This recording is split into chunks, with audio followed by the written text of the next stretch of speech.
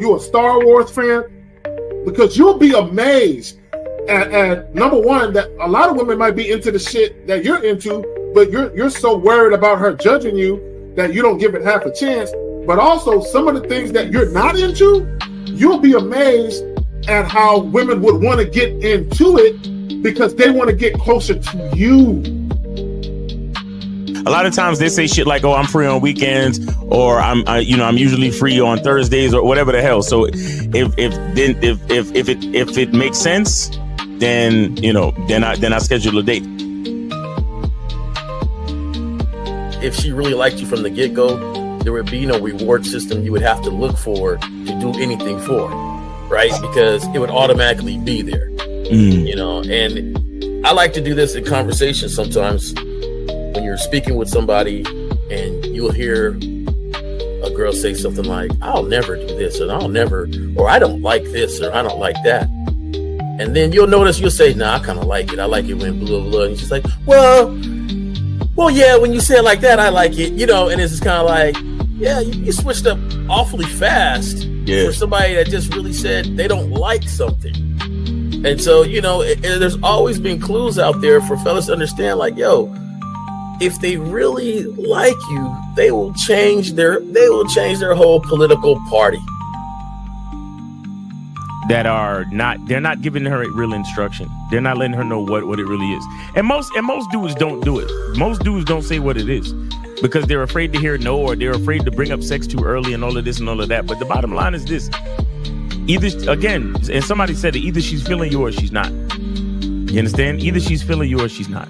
We got to stop all this nonsense, man.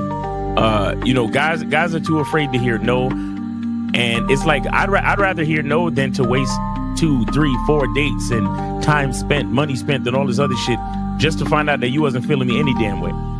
You see what I'm saying? But so with me, first date is cool. If you don't want to do it on the first date, no problem. You could be on your period or whatever it is. There's a lot of things that could be off on the first date, right? It doesn't matter. But second date, you gotta know what it is. For me, I like exclusive vagina to me. And that's because I don't want to catch nothing to have my later years messed up. And I like to stroke without no condom on. It feels great. No. So I like it. So you like to be hugged by the sugar walls? You like to be hugged? Yeah. I like that velvet, plush velvet. The smoothness. So, but even then, Jay Roman, I hear you. He don't get up for nothing.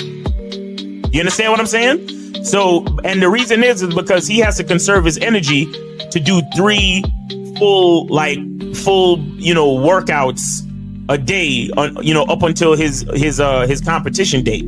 You understand? So when he's in season, he literally just works out as hard as he can. Then he sits on the couch and his wife brings him everything.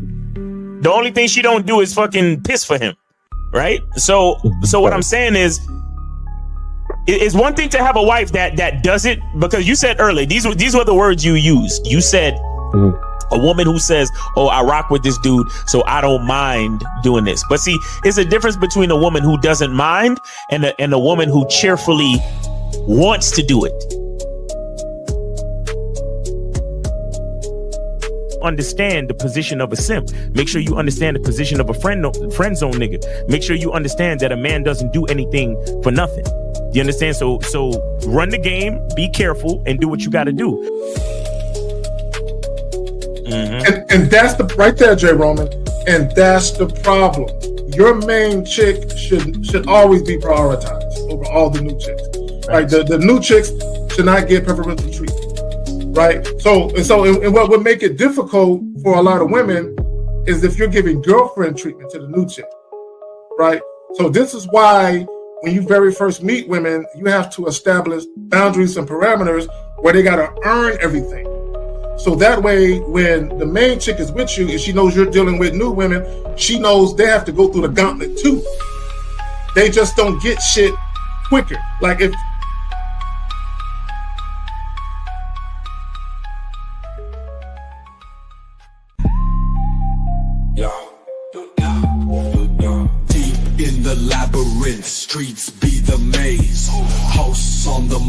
Kerry K set in the blaze, sagging. Miles Cunham with the game so tight. J. Roman lit the torch, keeping it right. Manhood's the challenge, skill set to master. In a world moving fast, gotta move faster. Trap beat, pounding 808, shake the floor.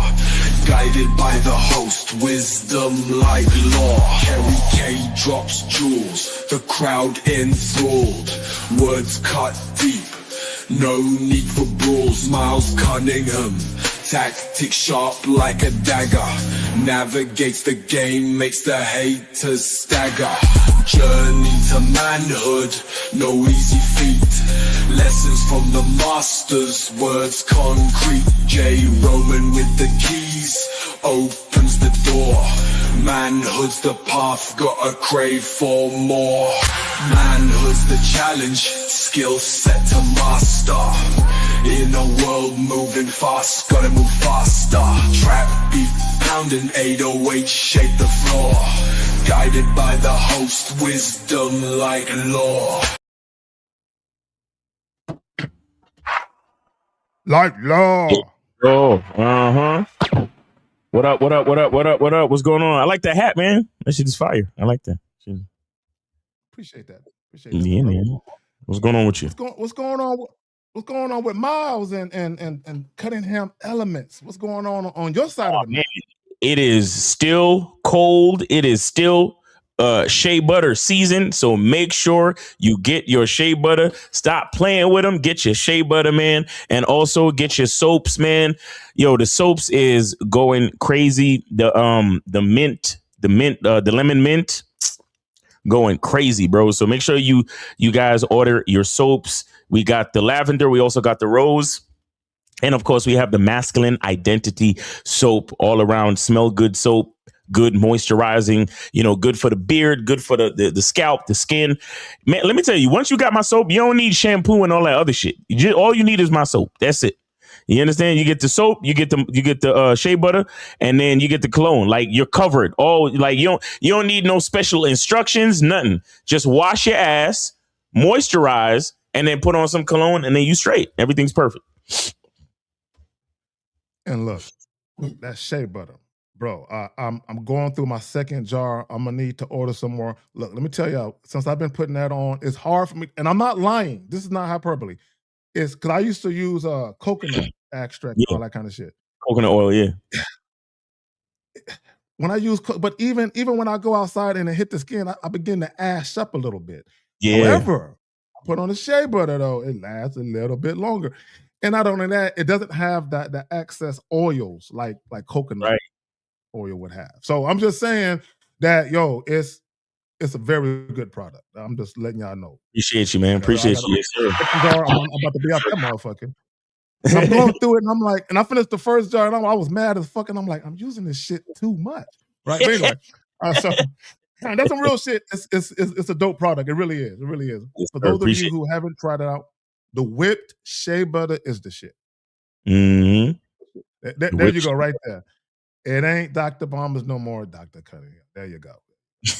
No, exactly. Dr. Cunningham, the Tyler Durden of the game, nigga. You feel me? So make sure you go to Cunningham Elements, guys. Go to Cunningham Elements, get your orders in, and because it's really like first come, first serve. You understand what I'm saying? So get your orders in, man. Because once shea butter season is over, we're not gonna be able to do it until next year. So make sure you get your orders in now. All right, so real quick, shout out to Duca Lux for the Norwegian Chrome 100, a coffee or two. Look, I've been chilling on the espressos lately because the dentist told me not to, and she was pretty, so I listened to pretty women. I'm just fucking with y'all. I'm just, but she was attractive though. I'm looking at her like, bitch, you with your cute ass. Mm-hmm. But anyway, shout out to her. You know what I'm saying? She's young too. Shout out to her. You know what I'm saying? For having a vision and doing her little dental thing. But real quick, definitely get the likes up. But also, guys, the call-in number, 1-844-672-7300. $5 per question, $10 to tell a story. If you do have a question, like Jillian said, put a Q followed by your question. We are talking about most women aren't meant to stay. men must accept this reality. Miles, I was watching the show that you and Lucario did yesterday, the live stream. And I need to check out their live streams. Not just the Friday one, but check out, they shit, period. Yes, sir. But I will say, y'all were talking about most women you encounter, you really won't like that. And L said 7 women, and you were like, I'm still on one hand. Hold on. I'm still counting on one hand. That shit was so real because the women I actually like are the women that I was actually in a relationship with. You know what I'm saying? So for all the women that's watching, see, here's the problem with women, and God bless their little hearts. Because they think it's all about trying to get a guy to love them. No, bitch. Get a nigga to like you. Let's start there. Because this is what women don't understand. Like, a lot of women complain that guys are, they do shit to get the pussy and they switch their personality up after a while. And what it really is that they don't like the chick like that. That's all it really is. And I had a consultation this morning, and I tell guys, a lot of guys confuse infatuation with liking. You think you like her because you're infatuated with the beauty, the feminine aura, all of that, the softness of the woman. You're infatuated and you think you like her. And what happens, once you talk to her for a little bit, maybe you have sex, maybe you don't even have sex, you realize real quick, I don't like her like that. Like, I don't want to, this is why, look, when I was in high school, real quick, this is why I never liked taking showers with chicks. Because I don't like you like that. To get into the shower with you and let the water hit us together and shit. You know what I'm saying? And have you wash my back because I can't reach back there sometimes. I don't like you like that. But Miles, what do you have to add to this conundrum that men find themselves in? Yeah, well, when I talk all the time and I say certain things about, men in general, and I say we're the closest thing to God. And when I say that type of stuff, I really mean it. And I mean it on a lot of different levels. So to associate it to this conversation, the way that I mean it in this conversation is that as men, and as far as being closest thing to God, a man's value is so intrinsic in life, right? As far as how much value we bring to the rest of society, to the rest of civilization. I honestly consider that as a man, by default, you love everyone.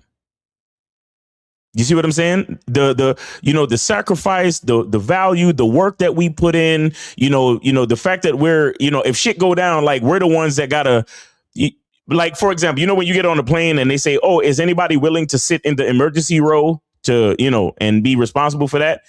Honestly, being a man makes you responsible for all emergencies, period.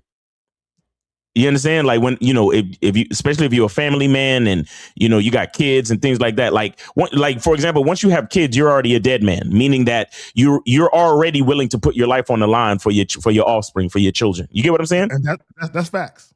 Right. So these type of things makes me think of men as the closest thing to God, that we love everyone. Because we have so much value and protection and security and order, and we have all these things to provide to the rest of the civilization. So when we get into liking, you got to understand that it's a whole different prestige for a man to actually like you. Because I love everybody. Because if shit goes down, like if I'm standing next to an old lady and shit hits the fan, I'm jumping in front of the old lady. You get what I'm saying? If shit goes down in front of some kids, I'm jumping in front of the kids.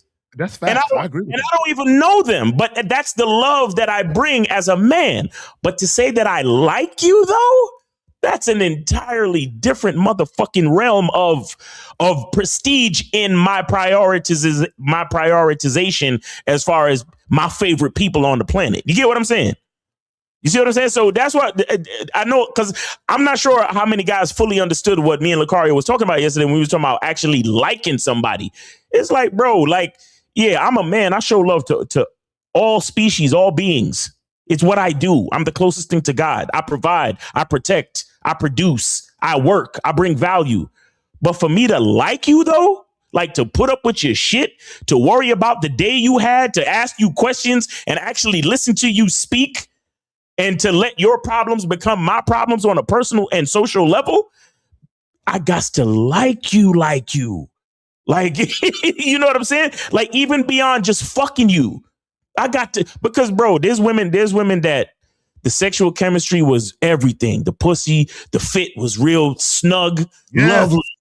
Real good, tight, juicy, warm, and wet, and it's a wonderful thing. But did I like her? No. Did I enjoy having sex with her? Yes. But do I like her though? No, I don't like her. Like, I don't even consider her a friend. Like, you. And right there, I'm glad you said you don't consider her a friend, because a lot of times women, they'll say shit like, "Oh, I want the guy that I fall in love with to be my friend." And I don't think people understand how serious that word is, friend. Friend. It's a serious word. I don't just throw that word around. Bro, and you said this, because you said have someone else's problem becomes yours. Ice-T said, when you say yes, you turn someone else's problem into yours. Yeah. Shout out to Ice-T. Yep. For me to have that kind of consideration and thoughtfulness for a woman, I gotta like you. Mm-hmm. Not only that, I have to genuinely adore you, which is respect and love. But because to have you around me, for me to call you up and be like, "Hey, girl, bring your ass over here," and I'm willing to sit and watch a Netflix movie with you before we fuck. And that's the key. You see, y'all got Netflix chilling all wrong. I gotta like a bitch for me to Netflix and chill. I gotta like you. And I gotta be dealing with you for a while, and we have to have been fucking for a little while too. Right. It ain't no, I met you last week. And let me just say this. I just want to ask every guy this. How do you like a woman after a week? How does that work? Yeah. I want someone to answer. Riddle me this. How do you like somebody after a week? Like, really like them? Like, it's impossible. Crazy. Guys, the call-in line is open. Let me go ahead and hit the joint right quick. The call-in line is open. Again, 1-844-672-7300. Right? If you guys got any questions, anything going on, feel free to chime in. Again, you can also put a Q in the chat followed by your question. We can get you there. Yeah. Jay Roman in the house. What's going on, homie? Yeah. Apologize for the tardiness. I had to change the batteries in the smoke detectors. We didn't have that going off during the show. We can't have that. No, we would have clowned you, bro. Yeah. We would have Real shit. Nah, appreciate that. I realized I need to order some more batteries though. There you go. So what's going on, fellas? Chilling, man. How you, Zach? Hey, chilling. Man, chilling, you are right. Yeah, you are on the West Coast, huh? Like, you ain't really got this nor'easter. Nah, I'm on the West Coast. I'm originally from Detroit, so I done dealt with snow and had to, you know what it is, yeah. Do all that and the snow days and stuff like that. But now out here we just had some heavy fog. And we had our cold.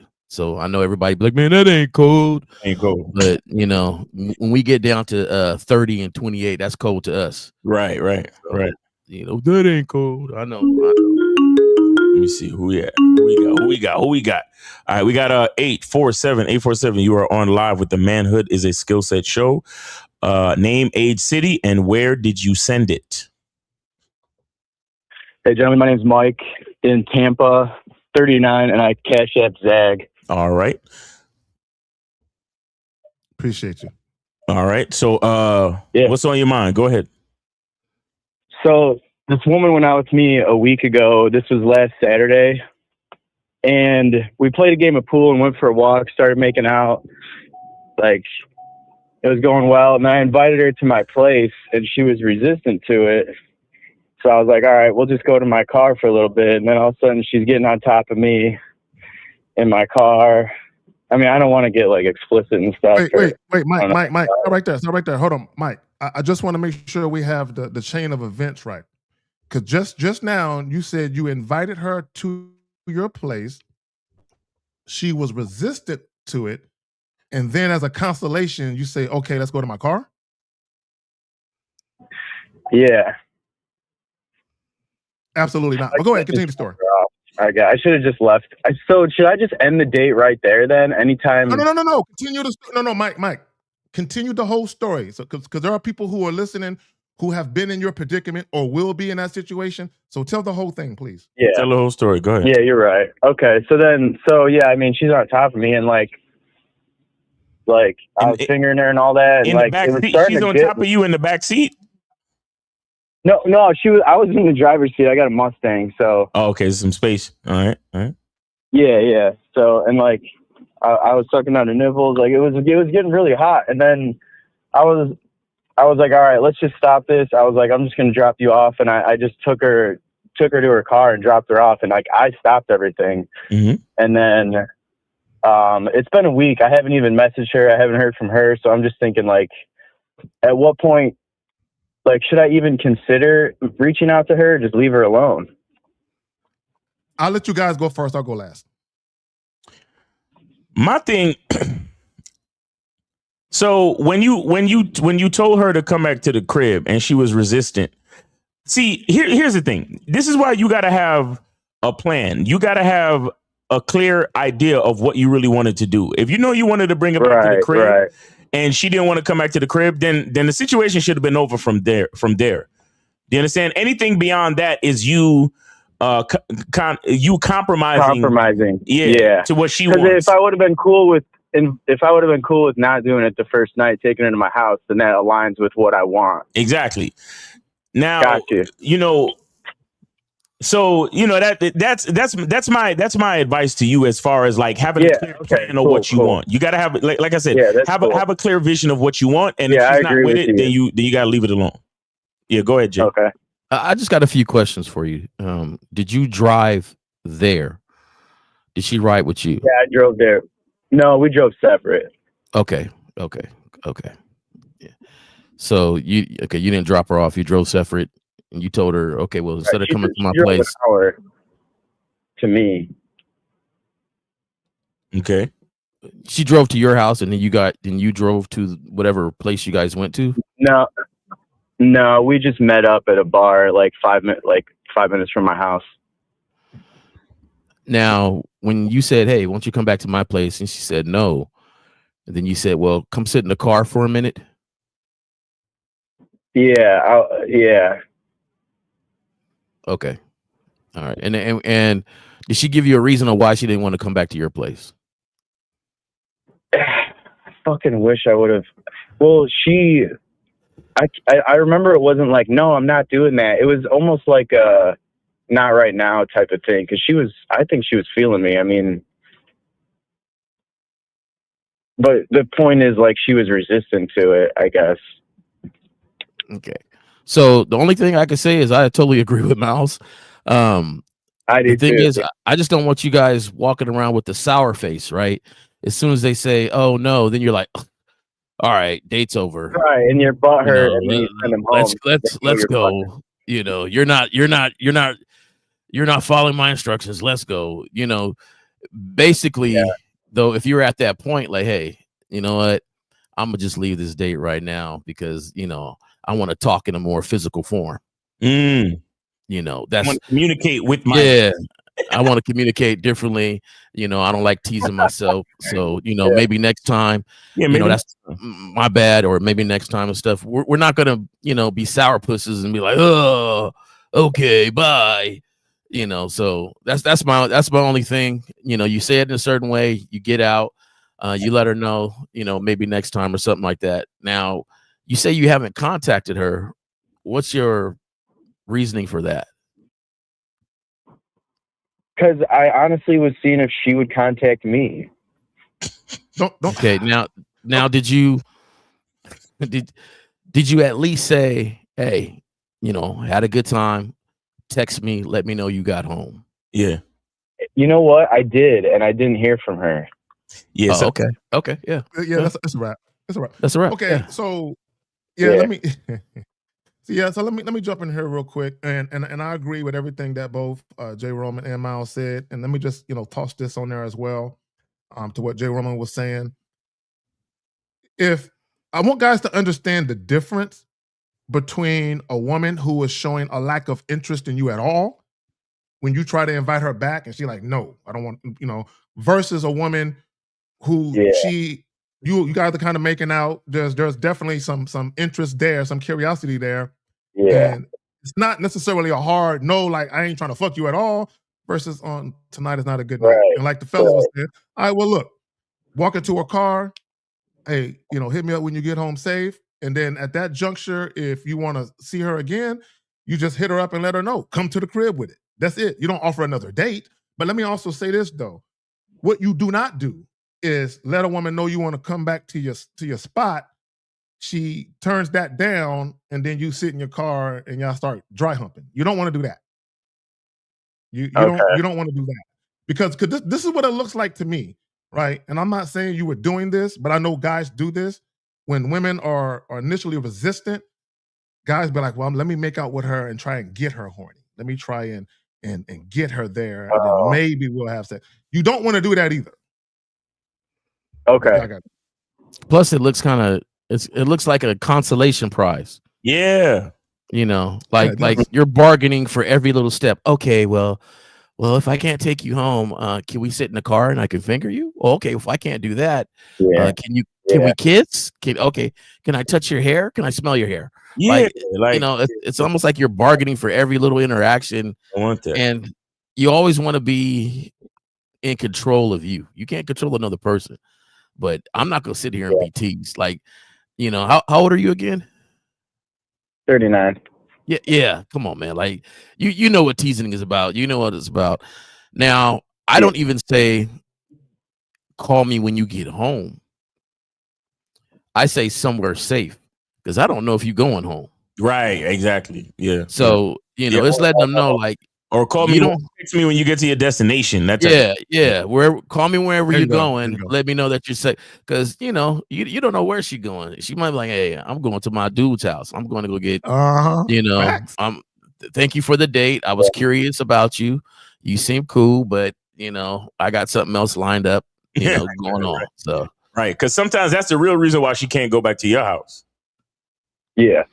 You understand? But so Carl, I want you to notice something. I want you to notice that, again, like Jay Roman said, you taking her to the car just to feel her up is a consolation. And a part of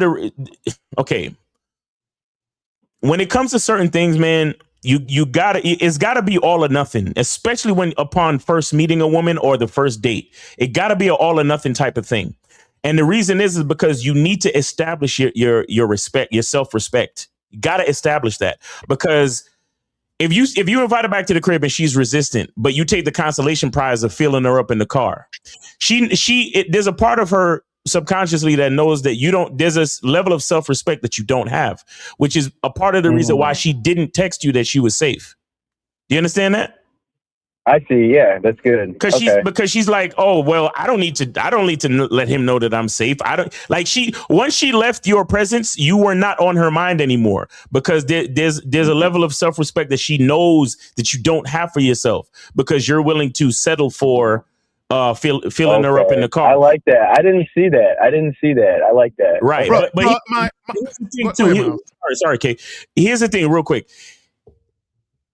Now, what I would say to you is that if you get more experience in dating, and you're the type of guy where it's a part of your masculine identity to build things up, then let your vision be to bring her to the car, get her hot, and then bring her to the house, because you're building. Oh. But don't ask her to come to the house, and then if she says no, you be like, all right, let's go to the car. You get what I'm saying?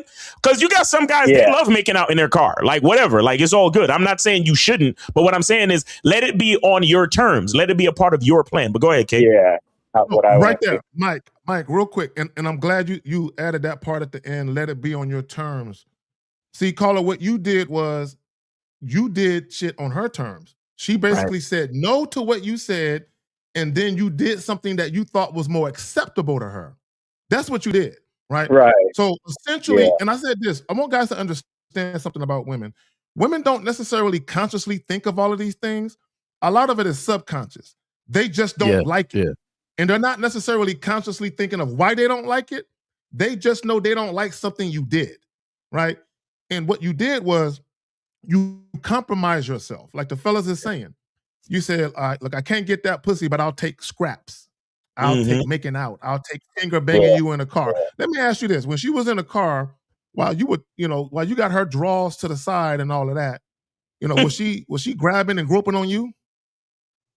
Oh yeah, I mean, she was on top of me, just making out with me. Like it was. No. That's not what I asked. That's not what I asked. Nope, that's not what I asked. I said, was she grabbing and groping? Was she grabbing your member? Was she trying to get that motherfucker out?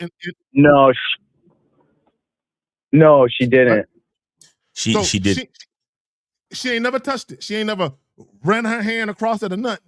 No, I think she did it once, but it wasn't much. Okay, guys.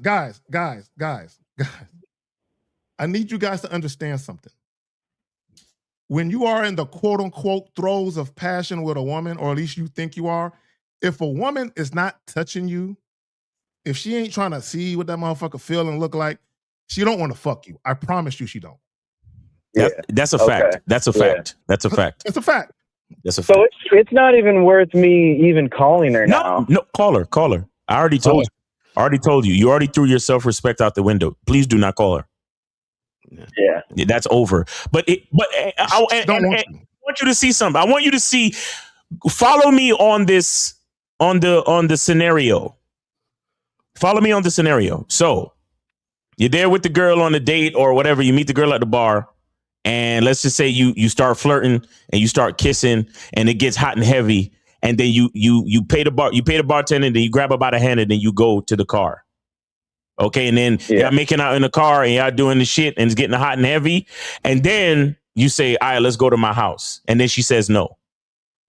Then from that point, you can say, "All right, cool. Let me take you to your car. Have a good night." You see how you see how you didn't compromise anything? Yeah, I like that. You see how what you mean. You built the situation, but you didn't compromise anything. But you got basically the same result that you got, but only thing in your situation, you compromised your integrity. I compromised. You see what I'm saying? So that's what I'm saying. If you're the type of guy that's gonna build things and do it in stages, you can do it in stages, but when she starts to give you friction, you end it. Yeah, respect. Right away.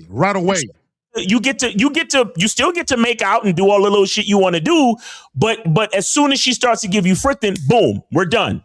And she realizes, I'm fucking with a guy that knows what he wants. You get what I'm saying? So it's pretty much the same the same sequence of events, but in this situation, you kept your dignity. But that's not really manipulation if I purposely take her to my car to make out and get her hot and heavy. And then here's the thing. Here's the thing. Caller, listen. It's not manipulation. It's market research. And I'll tell you why. Okay. Notice what Kay Zagan said. Kay Zagan said, and I totally agree. If you're finger popping her and she's not feeling on your joint, she don't want to fuck you. Yeah. So this is why it's market research. Okay, I see that she likes spending time with me. She likes accepting my drinks that I'm buying for her. Cool. I let me take her to the car. Okay, I see that she likes making out with me, but I notice she's not grabbing on my dick. All right, she doesn't really want to fuck me. Let me end this now. You get what I'm saying? Yeah. That's market research. So now you don't have to think. Yeah. And I'm gonna tell y'all something. This is just for the men. So go ahead and ladies, go ahead and use the restroom or do something else real quick. Just for the men. They do market research too. Oh, so yeah. as she swiped by your Johnson there, she might have thought, it's kind of small. No, I'm good. And I'm not saying you are small. I'm just saying that they touch it to do research too. Yeah. So you really need to know what type of jeans you got on, what type of clothing you got on. You know, are you a shower? Are you a grower? You know, you really need to know yourself to understand.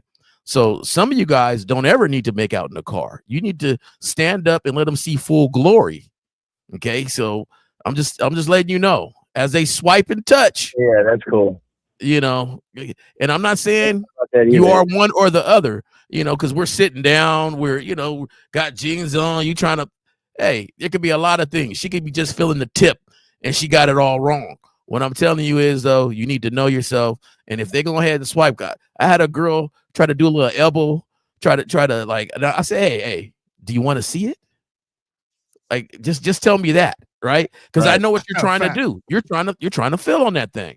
So, you know, sometimes you gotta let them know, hey, hold on. Don't swipe by now. Don't swipe by. I got something for you, but you know, if you want to see it, or don't even ask. Just pull it out, like, you know. I said, oh, you want to see it? Okay. Yeah, you want to see it. All right. Yeah. You want to see it? Okay, here we go.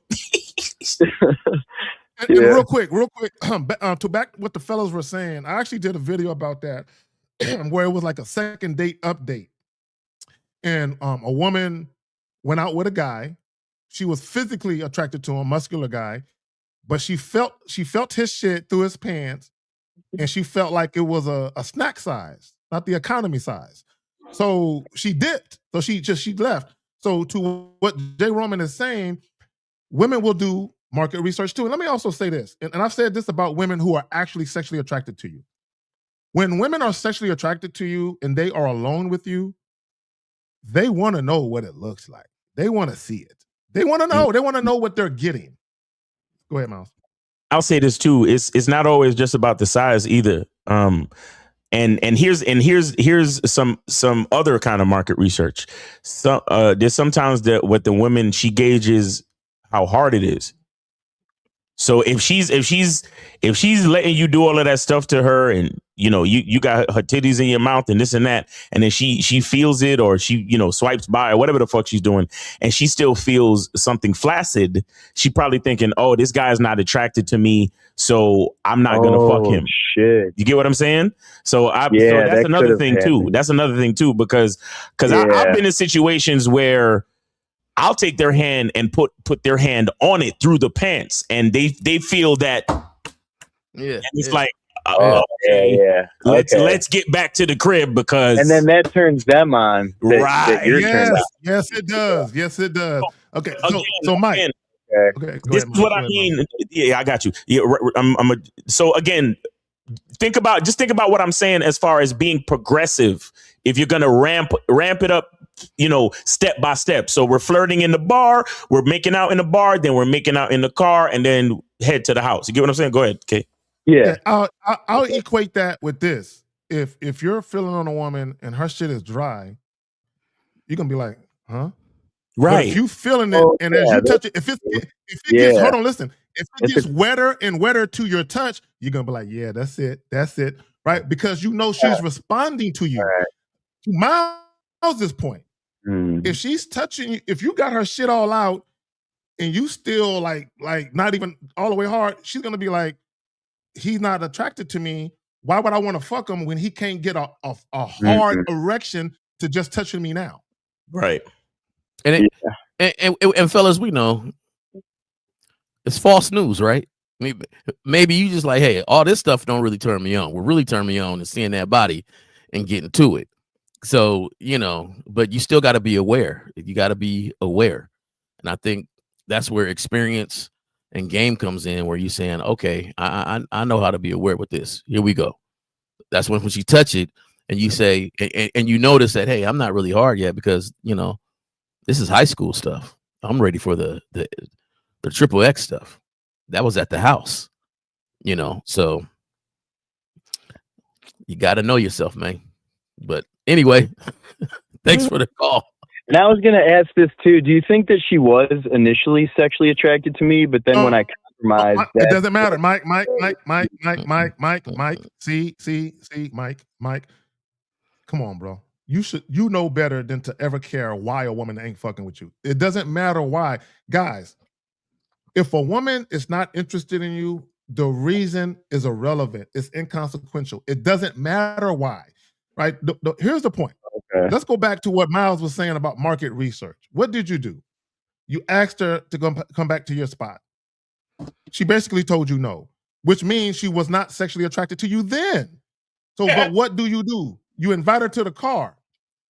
And then she reveals to you again by not touching you down there, PC with it, right?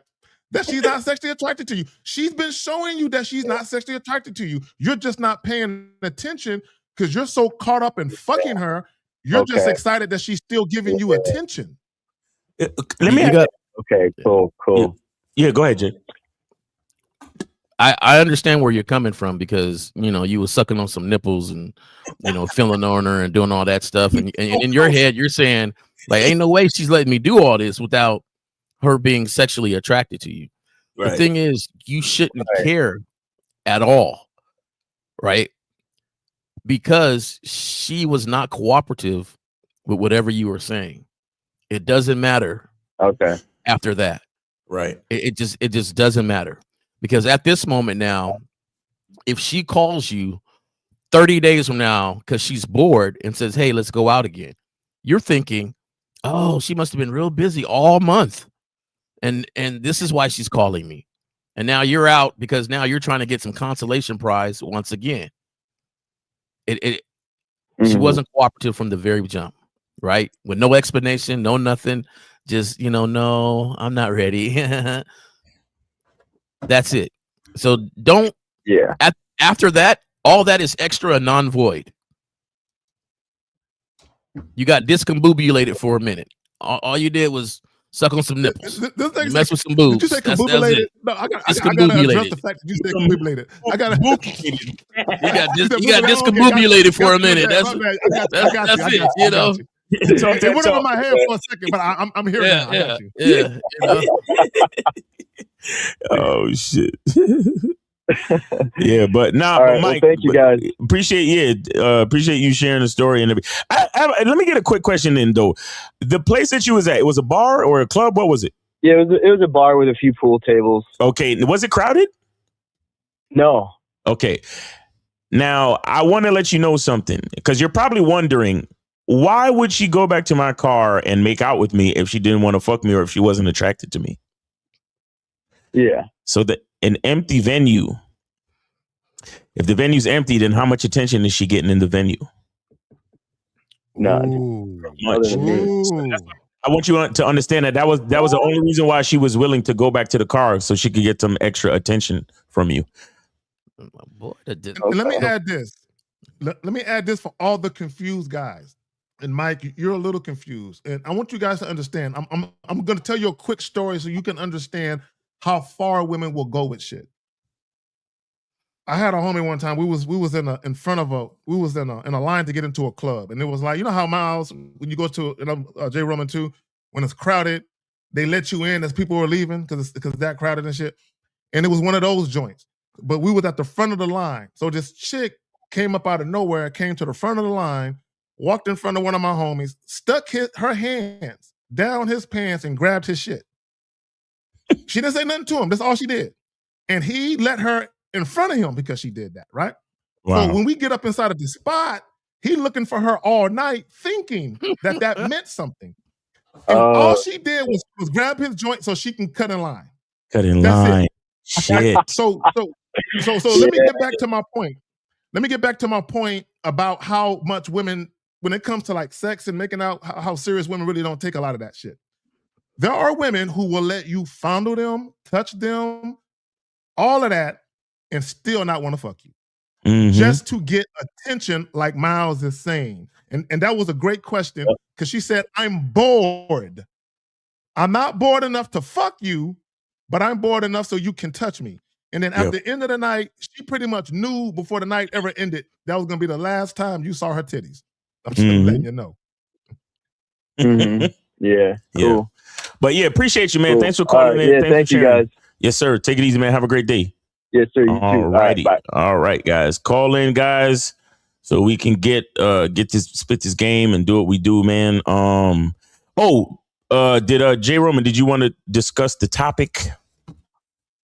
Yeah, we're talking about most women aren't meant to stay. Men must accept this reality. And we're just talking about women being a revolving door in your life and how most of the women you encounter, even if you are sexually attracted to them, you're not really going to like them like that. Yeah. I think that's a lot of they might not like you like that. But I think that's a lot of people A lot of people done graduated acquaintances to friends, friends to lovers, lovers to girlfriends, and girlfriends to wives. It shouldn't be there, Right. and they because they didn't do any sort of vetting, and I think that's pretty much it. Like, nobody interacts with anybody to get fired. However, there should be a lot of firing going on. You're a unique individual. Right. My thing is this: if you're such a unique individual, should all 20 people stand next to you and be able to stand next to you as you are a unique individual? Remember, nobody understands me but my woman. Like, I always think of that. Like, it shouldn't be a lot of people that should be able to stand next to you. You should go through a lot of beautiful interactions and connections as you're vetting for somebody to stand next to you. So I want to speak. Oh, my bad. Fact. I want to speak to this little comment, right? Not comment, but to this statement right here. A man who doesn't learn to separate who he wants to sleep with from who deserves access to his life will stay distracted, drained, and stuck in unproductive cycles. Rekka comes to mind. Shout out to Rekka wherever he might be. He comes to mind because all his interactions with women, the way he describes it, they're very draining. All of them. Like none of them sound fun or productive. None of them sound like situations I would want to be in with a woman. Right? And this happens because, and this is another thing I don't understand why you guys do this. When you let women spend a night that you just met, you let chicks take showers with you and all of that, you're giving women access to your life. Giving a woman access to your bed is not the same as giving her access to your life. Right. Okay. It's two different things. Y'all need to learn how to separate women who are just there for that purpose. And women ain't gonna like this, but it's the truth. They're just there for sexual gratification. Right. They're there to serve that particular purpose. And I'm not saying a woman can't ascend to be more than just that.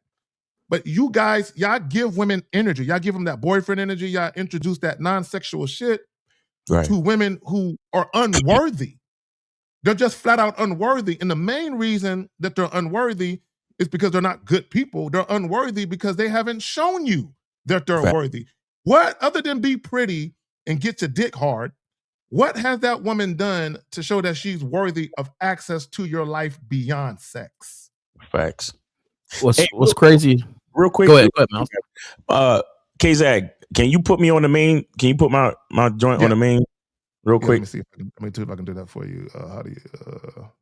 No, that would be you. Okay, hold on. God damn it! Hold on, let me move it. How do I do this shit? Okay. I just want cats to see how my beard is shining with the shea butter in it. You see what I'm saying? I just want to. You feel me? I just want to show them. All right. Yeah. All right. Thank you. I appreciate that. All right. I appreciate that. Thank you. Yes. So guys, we get back to normal. Elements. Go to Cunningham Elements and get your shea butter. I'm so serious, man. Woo, I'm glistening out here.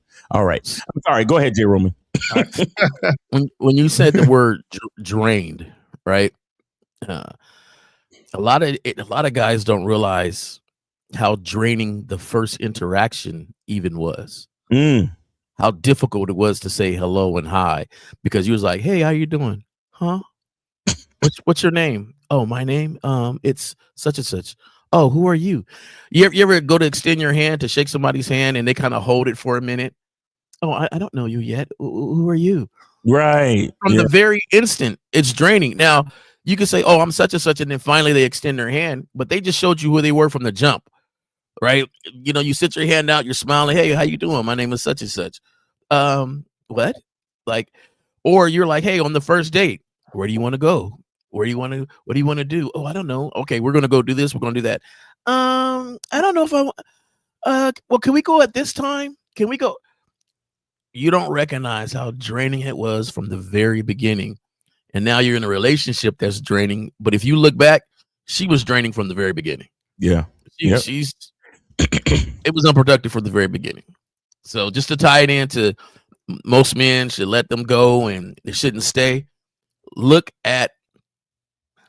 Don't be blind with beauty as you interact with them. You have to be observant and stay with what you got going on and what it costs to be next to you.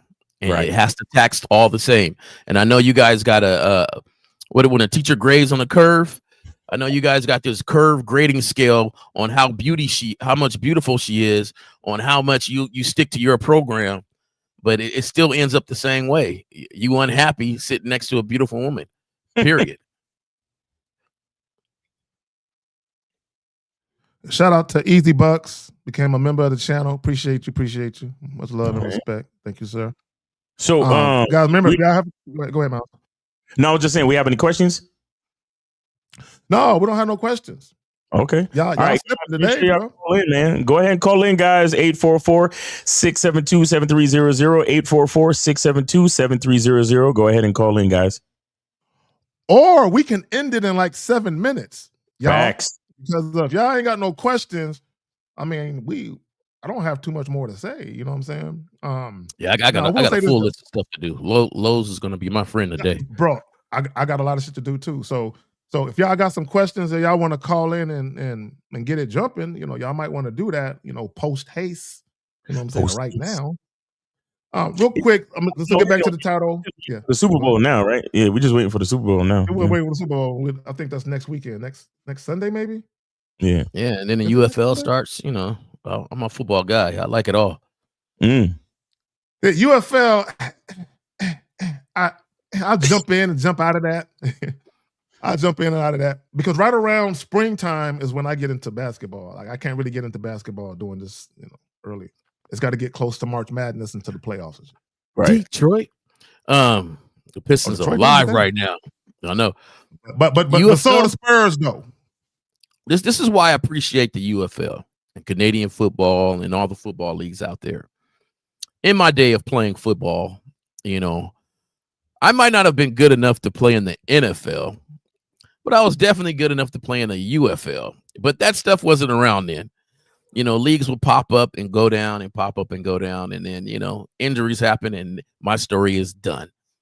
But I like the opportunities for these young men to try to continue to play, and learn a little bit.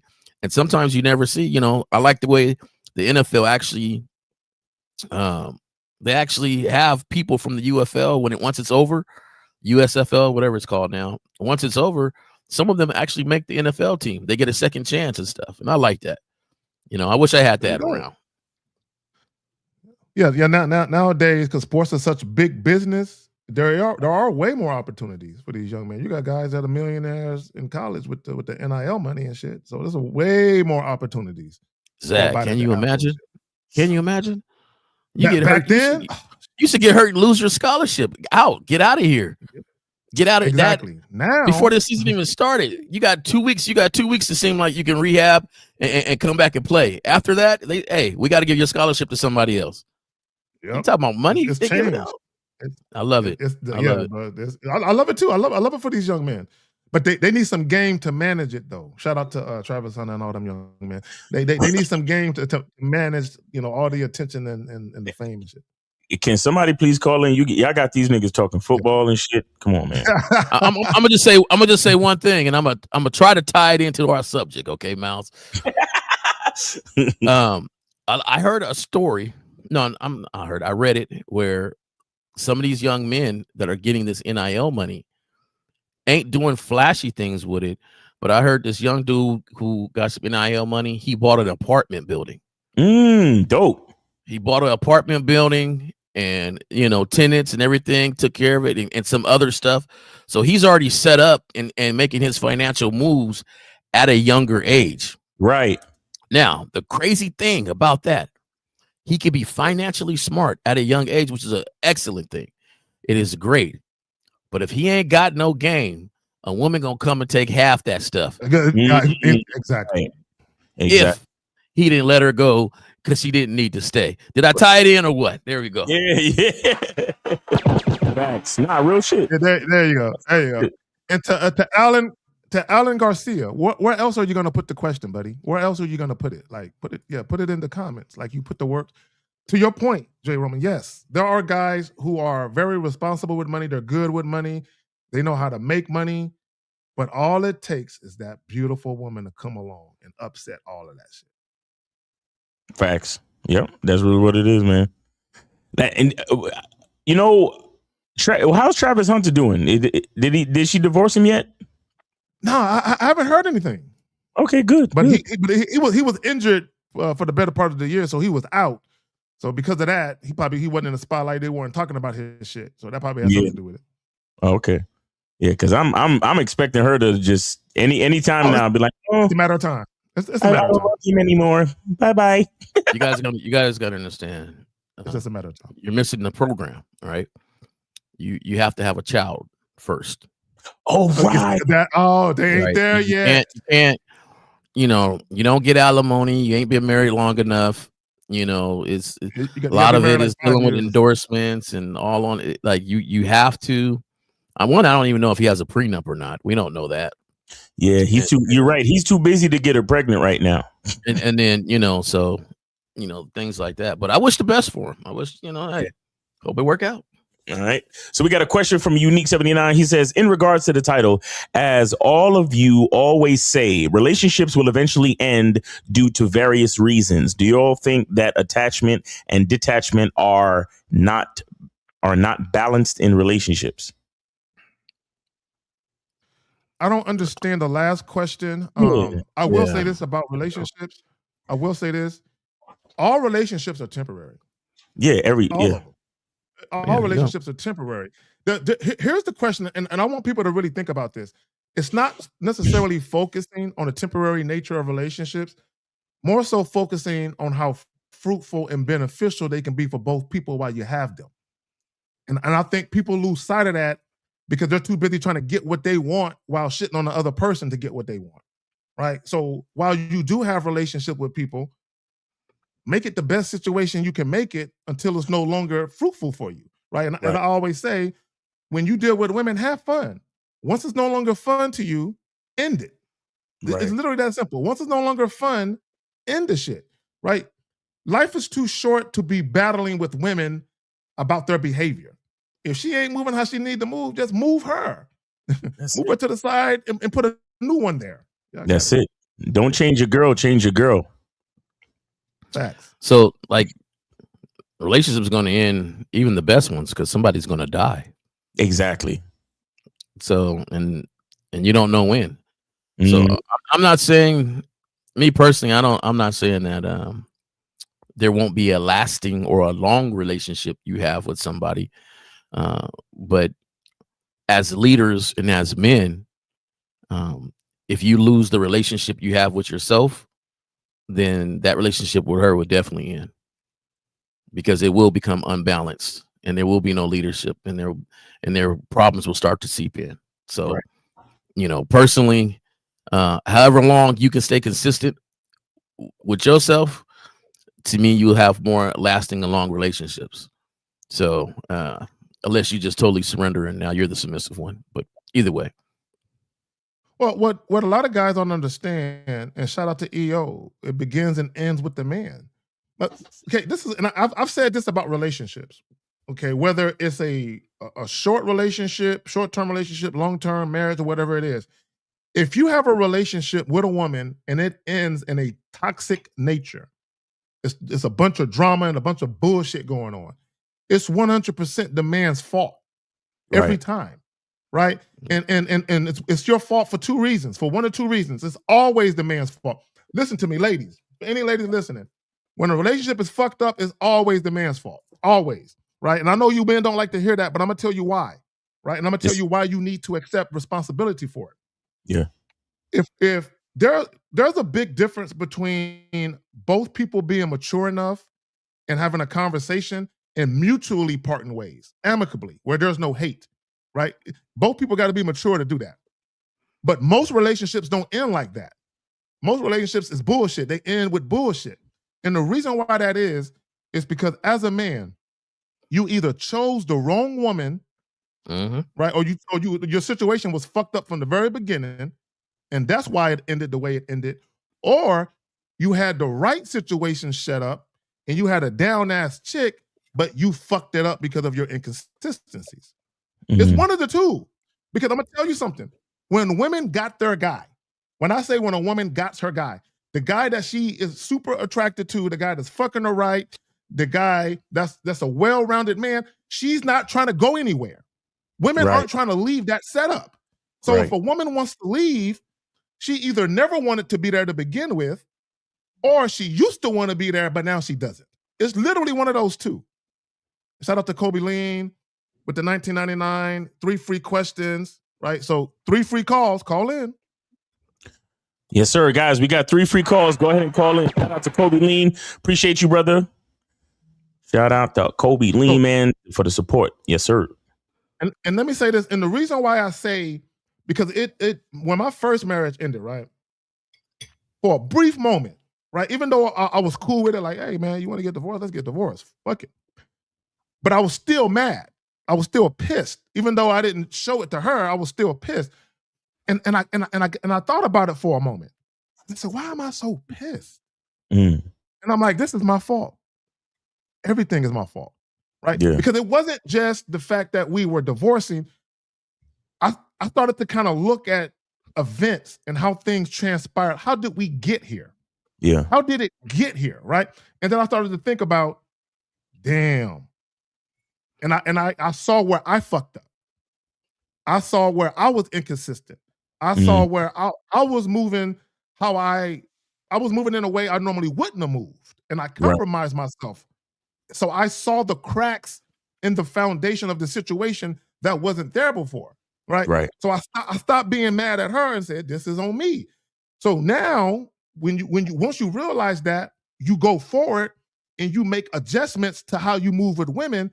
So that way, shout out to Miles and shout out to Lucario for the vetting process. Your vetting process becomes better. That's how that works. You see where you fucked up at, and you improve the way that you evaluate women. You improve the way that you filter women.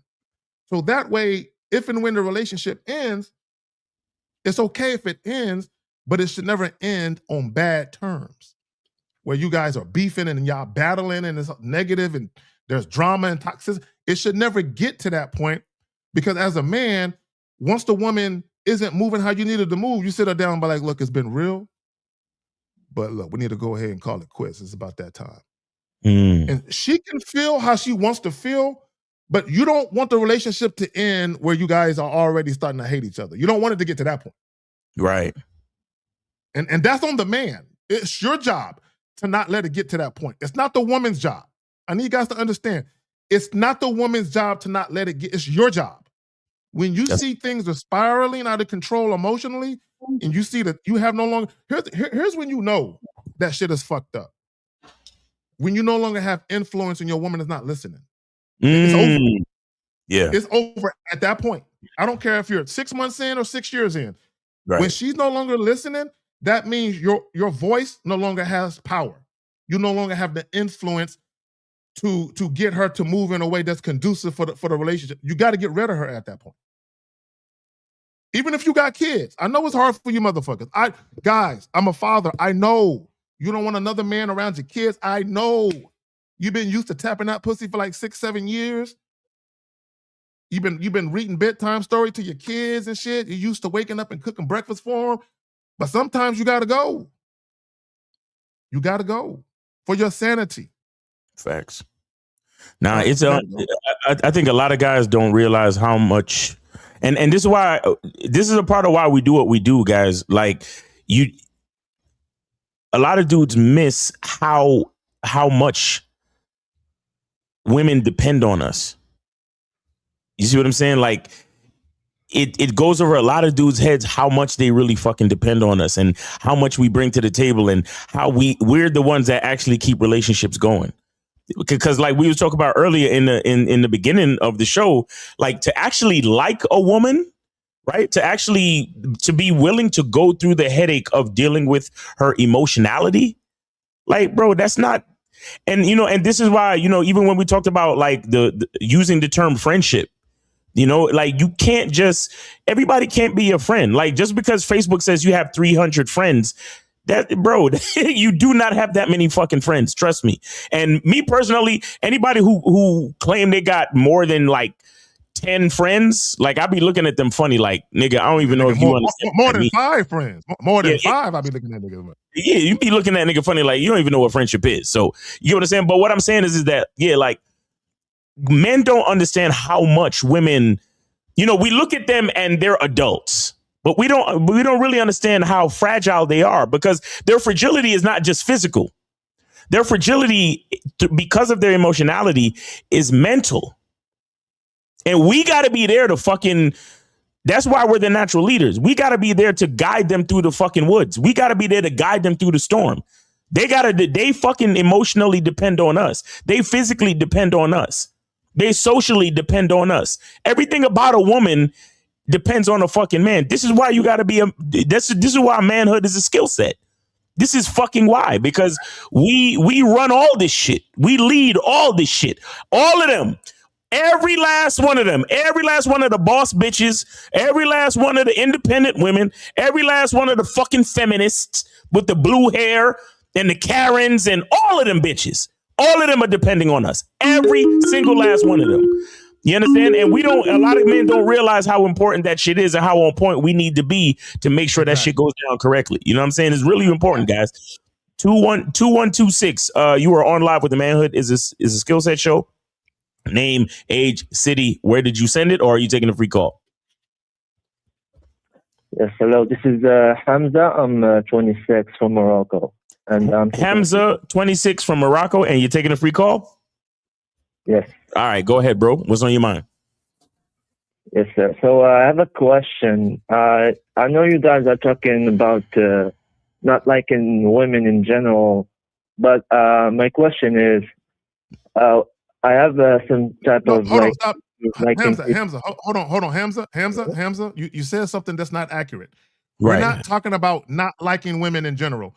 Hold on, real quick. This is not a female bashing panel, channel, or any of that. No, we're not talking about that. We're talking about the fact that this is with anybody in life, family members, co-workers. If you really think about it, most people you really don't like when it comes to their personalities. That's what we're talking about. Go ahead. Exactly. I agree. Yes, that's exactly what I wanted to ask, actually. That's my situation. I don't really like people in general. I just I'm not that social, I guess. But my question is, how can I navigate life when I know that I don't really like people that much? How can I filter through the people? I'm not just calling about women. I'm talking about people in general, especially family members or people like other associates in life, in work, or in your normal life, basically. Yeah, that's my question. Well, I'm going to turn this question over to Zag and Mouse. I might be the rare individual that likes people. Like, I really like people. Like, I the thing is, I feel like most people are too invested in expectations of other people. Right. And I really don't have any expectations of other people. Right. Deep down inside, I know that they're always, or majority, is going to do what's best for them. Right. So I can be cool with a coworker and like that we are different. But at the bottom line is, when something happens, I know he's going to cover himself and his ass more than mine's. And sometimes the reason I don't believe you should go through life not liking people. There's too many people on earth. Now, being friends and letting a certain amount of people get close to you is something different. You don't have to let everybody get close to you. Everybody you know doesn't have to be a friend. Everybody that is acquaintance, you don't have to be chummy with. However, I love seeing people and seeing the difference in people. I like going into a room and seeing a mixture of people, not just race, but financial, likes, music. It brings variety to our society, and I love it. So when I'm at work, there's people that irritate me, but not long, because I'm not too invested in it. Right. I'm not too invested in those people. So you can socialize without giving too much of yourself to not like people. And what I mean by that is saying hello and hi is not giving too much. Hey, how you doing? How was your day? Have a great weekend. Cut conversations off if you don't want to talk. If you need to handle something, be private and handle it. You don't have to say a lot of things about yourself. And you don't have to hear a lot of things about other people either. But I don't know. I'll turn this over to Miles and them. I like people. I just don't invest too much in them. I believe half of what I see and none of what they say. So that's where I go. So, caller, let me ask you a question. Yeah. Your name is Hamza, right? Yeah. All right. Do you like Hamza? Yes, I do. Yeah. What do you like? I love Hamza, actually. What do you? So, no, I didn't ask you if you love Hamza. I asked you if you like Hamza. That's what I asked you. Okay. What do you like about? What do you like about yourself? I like the fact that I have this, like, how do you say it in English? Basically, I have this. I'm not sure how do you call it. This, I guess, entitlement or something like that. But I just like to think for myself more than other people. Basically, I just like the fact that I actually give myself the most priority, and I don't give a fuck what other people try to say about me. But that's the most thing that I like. I like also the fact that I'm okay with being alone, with being with myself, and you're okay. having my own back. You're okay with being alone? I guess I said I like the fact that that's like one of the things that I like about myself, basically. No, but you said you're okay with being alone. Versus you like being alone. Two different things. Yeah. Well, the thing is, most of the times I am alone, so I guess I like being alone because when I talk to people, I don't like. You see, I'm having trouble with your language because you said most of the time I'm alone, so I guess I like being alone. You see, I'm not buying this. I'm not buying this, Hamza. There's something going on with you, and I think because let me tell you something. Everything starts from within. So when I heard you say I don't like people, all I'm thinking about is what do you really think about yourself? And based on your language, I'm not getting anything convincing that lets me truly believe that your company is the best company for you. Yeah, the thing that makes me a bit hesitant is the fact that I'm not at the most optimal situation that I can be at right now. Hamza, right there. Real quick, I'm glad you admitted that. Here, and this is what Miles is trying to say. When you actually like yourself, there's going to be people that want to be around you. Period. Right? They're going to want to be around you. But there's a big difference between people wanting to be around you and you're like, I'm good. I don't want no company right now, and I'm straight. Versus there is nobody that wants to be around you, and you're coping with that. Okay. So do you feel like most people don't understand you? I'm not sure, but to what Kazak said, I understand that maybe some people would not like to be around me, or maybe all of them, I guess, but it's not something that really matters to me, to be honest. But yeah, I just. But okay, so let me pause you real quick. So I think what we're trying to get at is that. Hold on. I think what we're trying to get at is for you to understand that sometimes subconsciously we don't like people because we feel like people don't like us. So it's a coping mechanism that says, hey, I don't like people. And really it's because you think people don't like you. And so to cope with that and not to feel the depression of that, you say, you know what? I don't like other people. So I don't care what they think. Okay. Yeah. See, People who like themselves. I'm gonna tell you something, Hamza. And you know it's kind of fucked up. And I see why a lot of people don't like calling in, because once you truly look at the dynamics, calling in is like its own trick question. It's like you're already at a disadvantage by calling in. Because let me tell you something, Hamza. People who truly like themselves don't need to call in to say how much they don't like others. Do you understand that? That's facts. So what I'm trying to say, you may not understand it or you may not be able to fully articulate it, but there's something going on with you.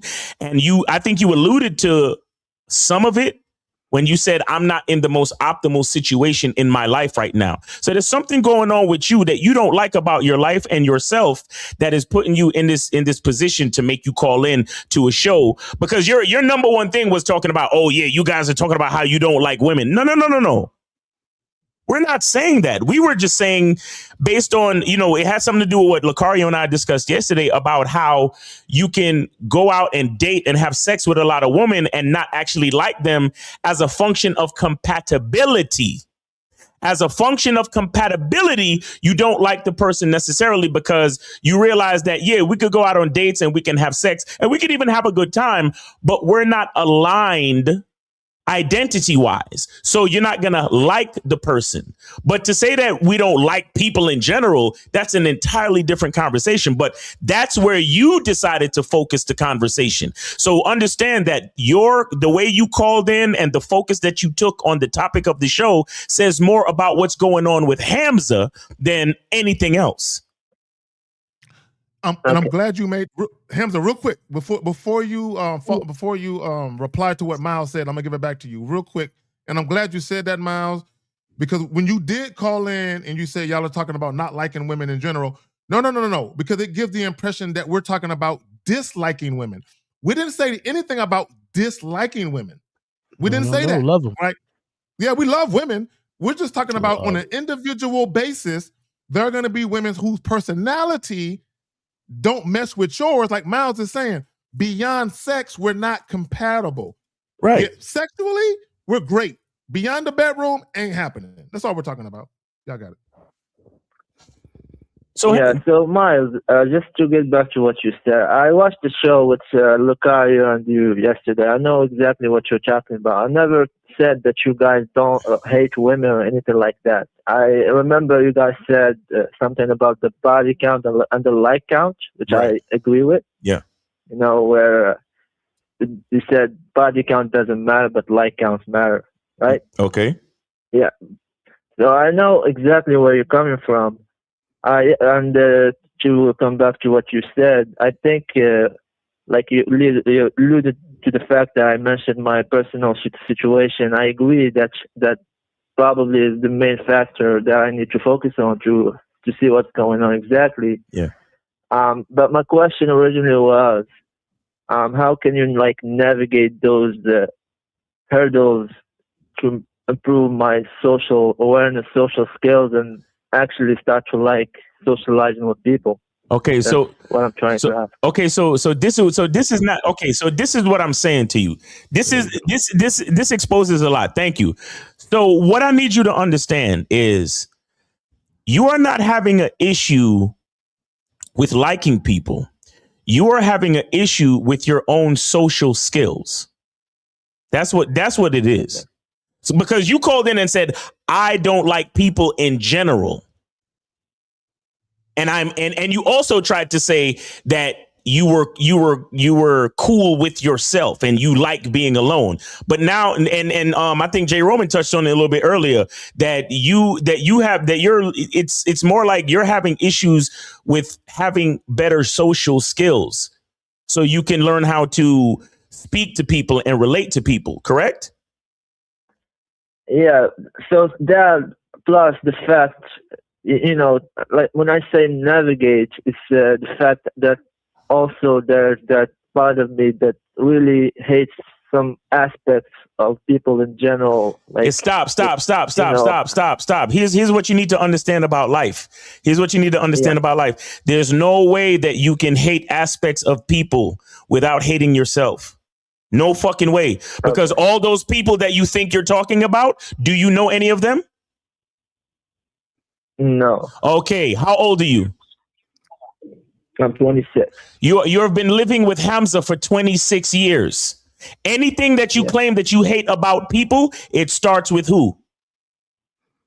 With me. Exactly. So this is where you got to start. This is why we tell you the truth is inside you. This is why we say it all the time. Lucario and myself, we say it on our show. You got to start with yourself. You think you talking all this shit about all these people. You don't know none of those people because you don't even have. And I'm not trying to insult you, but based on what you've told us, you don't even have the social skills to get to know those people. So how the fuck do you know that you have this? You know what I'm saying? That you don't all these people you don't like and this that. No, it's something you got to start with self. You got to start with Hamza and realize, okay, I got to learn to like Hamza, and then from there, I got to learn to practice my social skills so I can learn how to relate to people. Now, learning how to relate to people don't have anything to do with liking them or not, but it's about communication. It's about realizing that you're a human being like others and that whether you acknowledge it or not, we are actually all connected. Do you understand that? Yeah, I understand. So until you reach that level where you start to realize those things and you have a mindset to understand that we're all connected, to understand that you have to start with yourself. Let me ask him a question here. No, it won't change. Go ahead. Hamza? How do you pronounce your name again? I want to make sure I say it correctly. So it's Hamza. Hamza. All right. Are you on anybody's program? Because I know you listen to the shows, but are you on anybody's program?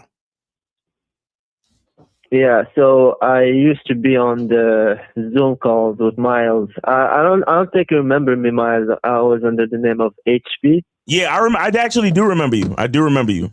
Yeah, Okay. I've been with you on the Zoom calls for 2 months. I also got the Lucario membership, Babel membership, just for a month. But afterwards, I had to drop and just stick with the free shows because, right, couldn't afford it anymore. Yeah. Okay. Okay. All right. Well, take advantage of the free shows and type in those questions and stuff. I think right now, though, you would really benefit from some coaching. Yeah, from Miles or wherever you're comfortable with. Zag, actually, to be honest. Yeah, or Zag, yeah, whichever person, because it's almost like someone's looking out the shell and they say, I don't like what's outside because they're nervous to step outside. And you're there because you made the phone call. You're there because you understand what we're talking about. You're there because you agree with some of the things. And it's time to start kind of making those steps, right? Do you live in Morocco or are you from Morocco? No, I live in Morocco. You live in Morocco. Okay. I work with somebody that's Moroccan, and he's told me a little bit about the social life and things there. So, I definitely would step out and enjoy life there. However, you might want some coaching to help you with that. And maybe you can, email Zag or, one of these gentlemen to set something up because, you're there, but you got to start putting some real action behind it. Let me ask the caller a real quick question. Real quick, because I don't want to get too far into it. As far as your religion, do you feel like, based on your upbringing, that you weren't exposed to dealing with people socially? Was that a problem, in your adolescent years, teenage years? As far as my religion, yes, that affected my upcoming as a kid. Also, I had some situations where I completely checked out of life at a very young age. I completely self-isolated myself, basically. I still had some friends that I hang out with, but I just started hating dealing with other people in general because of religion, because of some cultural stuff that are like forced upon us. Okay, stop right there. Okay, Hamza, stop right there, because I don't want to get too far into it. This might be something you need to get back with Miles on, because we're talking about identity or an identity crisis. right? And what I mean by that is because of your culture, your religion, and your upbringing, it seems that was the preeminent dominant thing when it comes to how you move. But what it also seems like, another part of you, there's like an internal battle with some of those things. And you, I think you're still battling with what you want to do as an individual versus what you were socialized and conditioned to believe and follow. Yeah, that's for sure. All right, man. Well, Hamza, we'll let you go now. If you get back in a situation where you could get some coaching, some one-on-ones, or get back on the Zoom calls, that would be dope. But until then, I guess keep checking out the shows, man. Appreciate you. All right. Thank you, guys. All right, man. Take it easy. Yeah. Morocco got some rules that are not conducive to the connection. Yeah. So they can socialize, but a man and a woman ain't supposed to be in a room by themselves. And that's law. That ain't like a mom and dad saying, hey, don't go in the room. And then if they catch you not married, back in the day, because I work with somebody back in the day, they used to take you to jail, and then when you left from jail, you went to the I don't know where they call it, religious, whatever, the church or whatever per se, and got married. Oh wow, that's crazy. Yeah. Back in the day, they used to take you to go get married. Now they say you got to pay a fine. So no fornicating. So if they caught you fornicating and you were unmarried, yep, you go to jail, and then right from jail you got to get married. back in the day, that's what they used to do. Now it's a fine. Now it's a fine. So you got to pay a fine. But see, and I just want to point out real quick, and I just want to the mere fact that there are laws on the books to prevent people from doing what's natural shows you how they have been trying to control sex. You know what I'm saying? It just shows you, guys, listen. Shout out to, I'm glad you mentioned that, J. Roman. The mere fact that they have laws on the books to punish you to do what's natural is ridiculous. When it comes to religion and culture and things like that, I always like people to tell me the benefit of it as you're telling me the negative of it. Right? Because that keeps me balanced on my judgment, because right now when my coworker was talking to me about it, they have the lowest divorce rate you would ever see. They got the lowest out of wedlock children. They have the not saying it doesn't happen, but but what I'm saying is the women will fuck around and get killed doing that shit. But go ahead, fam. Well, they don't get killed, but it ain't done a lot. I tell you that it ain't done a lot. Right. Which is really crazy if you really see some Morocco women, man. There's some beautiful women. So so you gotta, in any situation, you gotta see or count, be humble and count the benefits as much as you say the negatives if you think in your head too, to understand why it came about, or maybe what was happening. I'm not saying it's right or wrong. I'm just saying, I like to see the full picture before I put my stamper, on it. Yeah. Let me get to His Holiness with the 499. The Manhood is a skill set panel of masters that deciphering personalities. Game is undefeated. And let me also say this as well. Shout out to the Saint and the Sinner. A couple years back, he did I don't know if it was a live stream or a pre-recorded video. I don't remember what it was. But he's on some other shit now. Salute to him, whatever. But my point is this.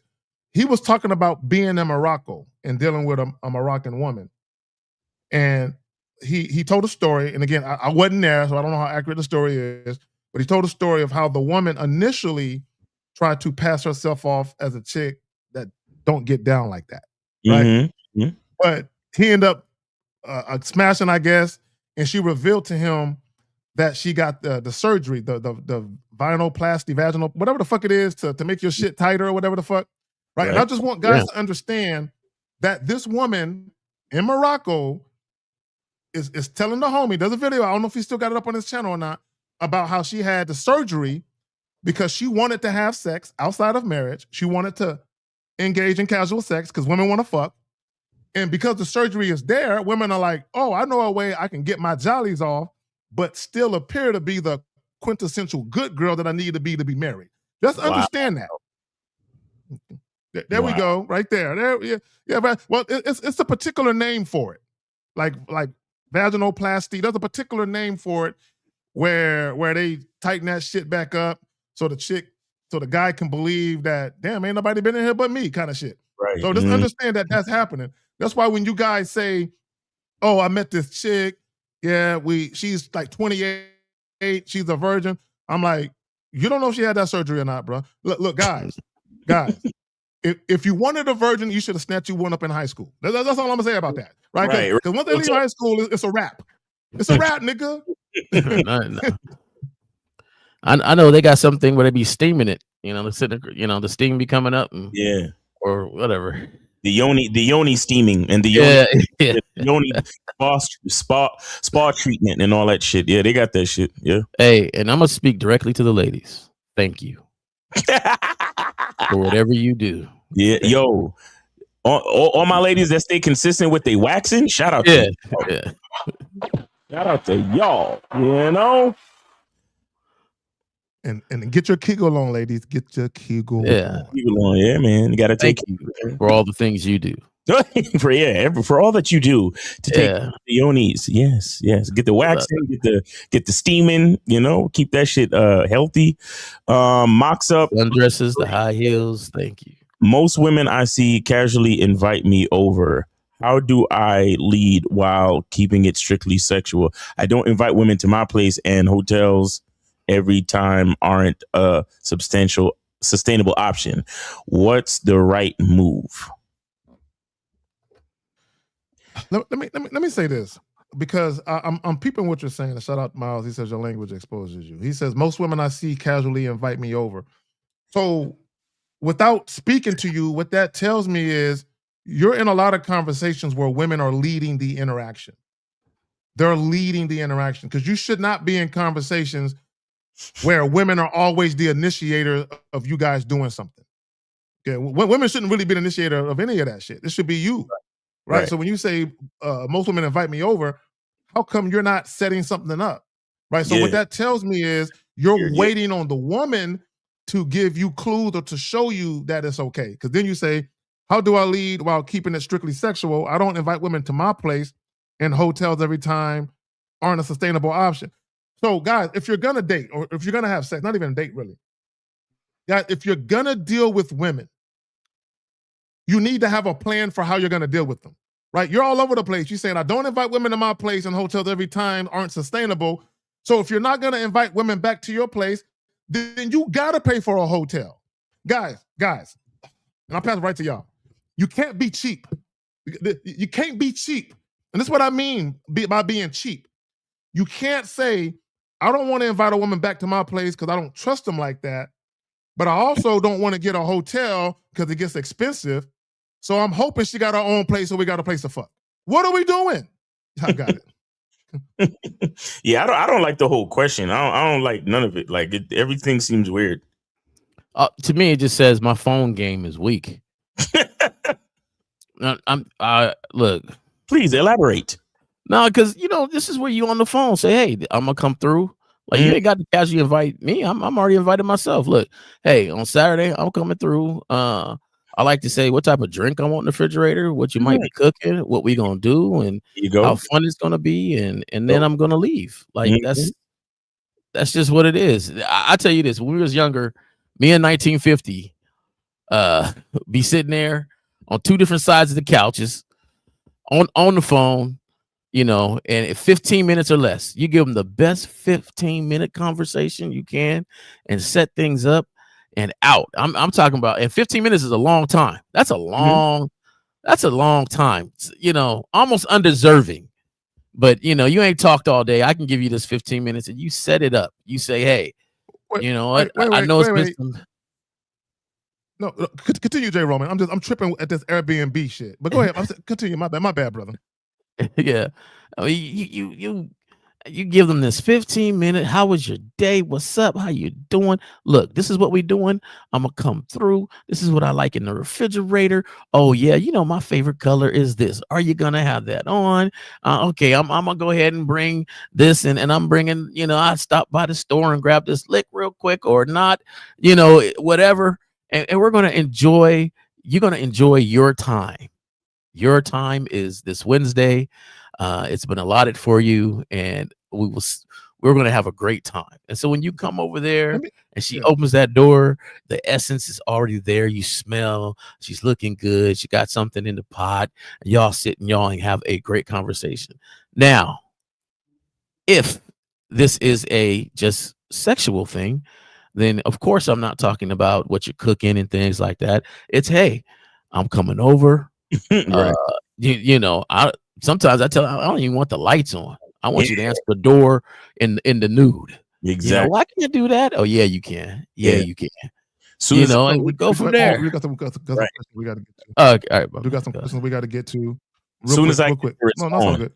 Yeah, for sure. I just want to say this though. Why is the Airbnb better to fuck a chick? Guys, don't be wasting y'all money trying to impress these women. Don't look. Let me tell y'all something, guys. I have had sex with women I just met outside at an elementary school. You know what I'm saying? In the middle of the night on a swing. You know what I'm letting you know, right? Or in a pool, or in the mall bathroom. Real quick, I was in the mall one time, bro. I was gonna go see. This is back in the day when they had the movie theater right there, right next to the mall and shit. And I was gonna go see. A midday matinee. I was gonna go see a midday matinee by myself, mind you, right? So I'm in the mall, right? Shout out to Crossroads Mall off of Fredericksburg Road, right? I'm in the mall, and I run into this young lady, right? And we get to talking, and like I do, I get to talking real sexual, and I say, "Yo, I'm gonna fuck you in the bathroom." She's like, "What?" I'm like, "Go to the bathroom, go to the female bathroom, go to the last stall, and make sure it's clean in there, and make sure ain't nobody in there. Go, go, go." Right? So she goes to the bathroom, she come back, she has the door open like this. So we go in the bathroom. I don't want to give all the details away, but we fucking in the bathroom, right? In the mall bathroom, right? So my point is, y'all are so worried about all of these. Oh, let me get an Airbnb so the bitch is so it's fancy for the bitch. When a woman want dick, bro, and there's a place you can do it real quick, she'll take the dick. Like, stop worrying about all that. It's got to be special. That's not your wife. That's not your 20-year silver anniversary or nothing like that. Like, chill, right? Like y'all do too much for these chicks, right? So let me get to these questions though. Like I'm running my mouth and shit. Hold on, real quick. But if you can't trust them to the point too much, you don't need to be doing anything with them. Like, that's a vulnerable state to be in. I used to cut off every light in the house and just leave a dim light in my bedroom on. There's only one path. One path straight there. to the light. Yeah, to go to the light. That's Follow the light. Yes, sir. All right, we got Alan Garcia. He says, is it okay just to walk up to a girl and say, "Hey, I find you attractive and I want to talk to you"? And if it goes well, is it okay to ask out in the first conversation? How old are you? Alan, with all due respect, how old are you? Is it okay? You got to be 18. You got to be 18 and up. You got to be 18 and up. Okay, guys, stop. And I'm gonna ask all guys, and I wish you would call in, Alan. There's 3 free calls. I have to ask you guys this question. Yeah. We got 2 free calls left, guys. 2 free. Oh, my bad. 2 free calls left. So call in. Let me just say this real quick. I don't understand why you guys feel the need. Okay, you put them on hold just real quick. Question. All right, 909. Hold on 1 second. 909. Do not hang up. Hold on. And this question might be for you too, caller. So hold on. I'm gonna ask this one question, a rhetorical question. I want everybody to think about this. Alan, think about this. Why do y'all feel the need to verbalize that you think the woman is attractive? You being in her face, hitting on her should be enough. Caller, that's facts. All right, go ahead. 909. Name, age, city, and yeah, you taking a free call, correct? Yes. All right, go ahead. Name, age, city. Giovanni, and I am in California and 25 years old. I had a quick question. What's on your mind? The quick question. Giovanni, hold on. Giovanni, hold on, because I gotta let Miles know who you are. This is the salsa dancer, Miles. Okay. Oh, the salsa dancer guy. Okay, hey, what's up with you, man? How you been? All right, that's what's up. Yeah, I'm good. Just enjoying life. Just trying to improving my game. Yes, That's sir. all. What's on your mind? Go ahead. So Steve asked this question. I hear him ask it a lot, and I don't have too much time myself. So I hope you don't have to rush to answer it. Just let me know if I need to be here or not for it to hear the answer. Just ask the question, my nigga. God damn, ask the question. Sorry. How do I answer the question about why should a woman fuck me? Can you give me some guidance on how to answer that question? Yeah, that's my question. Okay. So are you anticipating that a woman is going to ask you that or something? No. I just thought that was a very philosophical question. A woman will wonder why should I fuck this dude? But I feel like it's a great question. No, it's a great question. Why would a woman want to fuck me? And every man who's having trouble with women should ask himself that question while he's looking in the mirror. Why would a woman want to fuck me? Right? And if you really thought about it, right? If you took like the superficialness out of it, like, because guys they think about, oh, I look a certain way, or I got name brand clothes, or I got jewelry, or I got this nice car. If you took all of that bullshit away and you really took a look at yourself as far as how you conduct yourself, how you behave, and how you interact with women, do you really conduct yourself in such a way where a woman would get nice and moist and say, I want him? Guys need to ask themselves that question. When you're face to face with women and you're conversing, are you really talking like a guy where women can't wait to get you home and see what it do sexually? Are you that guy? Go ahead, Mom. All right. Caller, Giovanni, right? Yes. So do you have a job? 2. You have 2 jobs. 3, more like. 3. Yeah. Lord have mercy. So did you have to interview for any of those jobs? Yes. Okay. The job that you had to interview for, when they asked you, they at some point they may have asked you, why should we hire you? Right? Yes. What was your answer? Well, I would really just sell myself like that. I would sell myself on how determined I am to learn and how I'm willing to do whatever it takes to get the job done. That I'm very dependable, so you don't have to worry about me at all. I'll be able to do the role that you have hired me for. Mm-hmm. And I can be very consistent. Yes. I don't mention inconsistency. I just say I'm very consistent. And when I do make a mistake, I'm willing to adjust and adapt to those mistakes that I've made or learn from them. Okay. So you figured out how to sell yourself for the job, right? Yes. Okay. So in the realm of why should a woman want to fuck you? What's the job?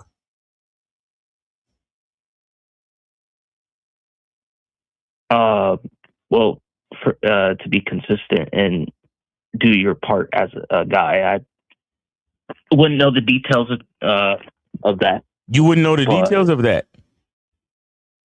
No. Wait, have we ever had sex, Giovanni? Yeah, just once. Just once. Okay. And what do you know about the job from that one experience? The occupation of having sex. What do you know about it from that one experience? Or what can you tell me? That you do have to be a leader. You need to be dominant and assertive. Being passive is very unattractive. Not needed in this situation of making it happen. Okay. Or really, if you are passive, it might not even happen at all. Okay. So you have to be dominant. What else? A leader. You have to be a leader. Same thing. Stop giving me synonyms and give me actual different reasons.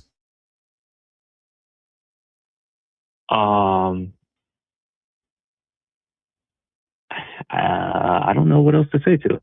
Okay. So here's the thing. Here's the thing. You need to do some more research. You need to do some more research because you don't and you need to either watch Yeah, he's getting coach from that. You need to do more research on sex. You need to read some more romance novels, or you need to listen to some erotic stories. You don't necessarily, I wouldn't tell you to watch porn because you fucking kids today, you get all addicted to porn like some fucking idiots with a crutch. So I'm gonna leave that alone. But you need to get yourself in the. Do you have any friends that you don't have no boys, no fellas that you hang with that can exchange sex stories and nothing? Not close by. I have a homie 2 hours away. I talked to him. He's told me his sex stories and stuff like that. Okay, go ahead, my bad. So that's what I'm saying. You need to get a little bit more. You need to get a little bit more information, and then you need to look at yourself. Now, you said two things. You said you need to be dominant and you need to be a leader, which is pretty much the same thing. Are you any of those things? Yeah, you're taking way too long to answer. So. See, you're taking way too long to answer. So you're taking way too long to answer. So this is the issue that you're having. This is why you don't know if any woman should fuck you. You really don't know. I do not. Exactly. So you know about the occupation, but you don't know if you're the right man for the job. So that in itself will be the reason why it's going to be hard for a woman to decide to fuck you. Do you understand that?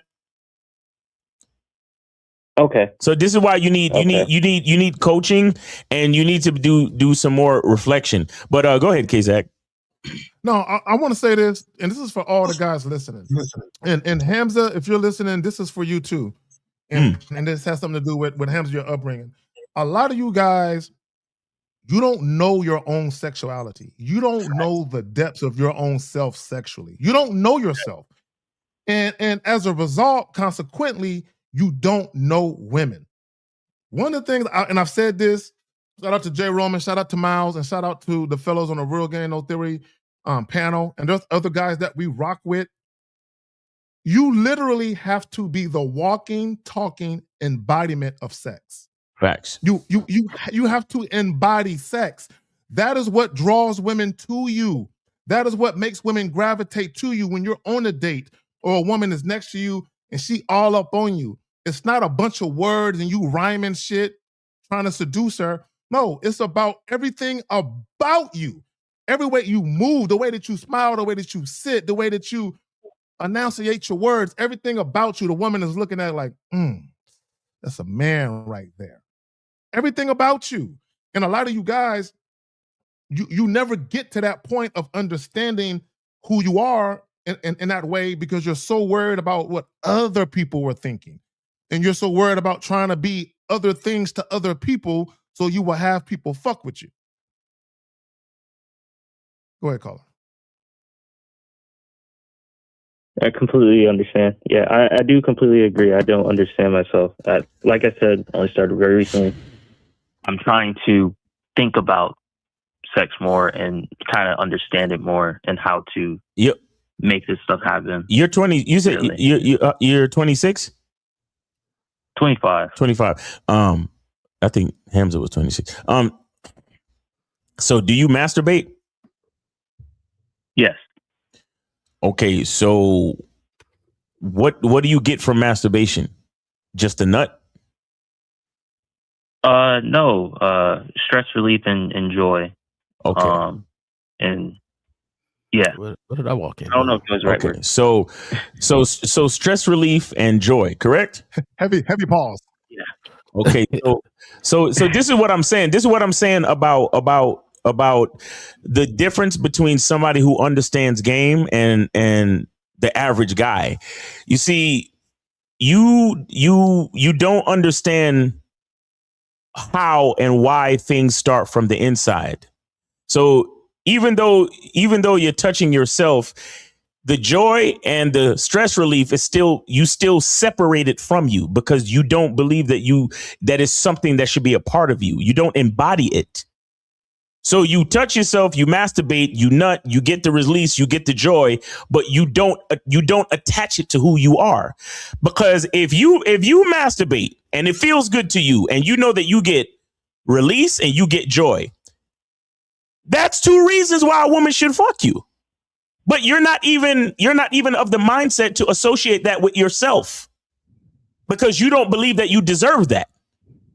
I bet you are you ashamed a little bit when you touch yourself, when you masturbate? You feel a little ashamed?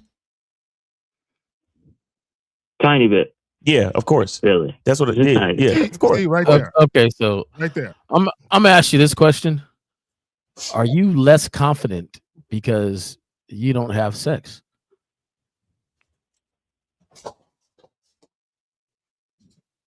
In my sexual abilities, yes. At least specifically that. Yes.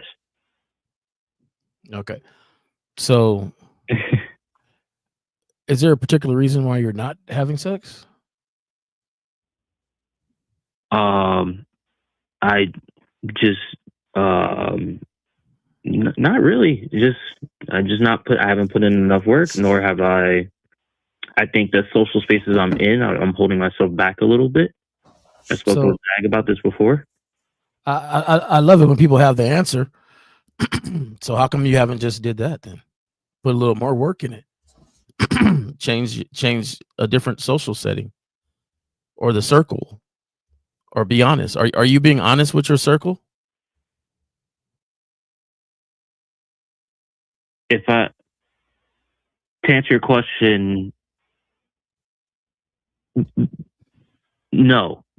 I'll be like direct. No, I'll say yes and no, but no.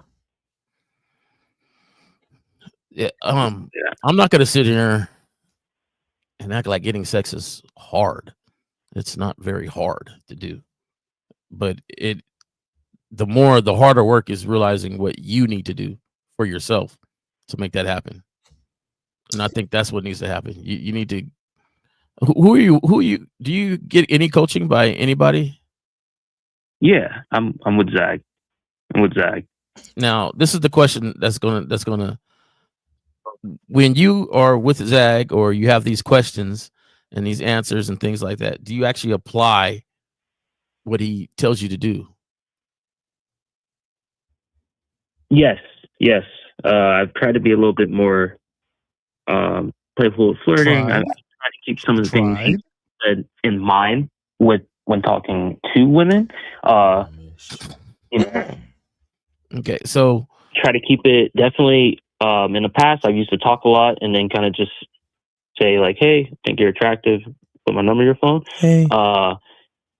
I've been a little bit less passive and more assertive, definitely over time, and I talked less and kept it short and sweet. And I got my answer, whether it's no or yes.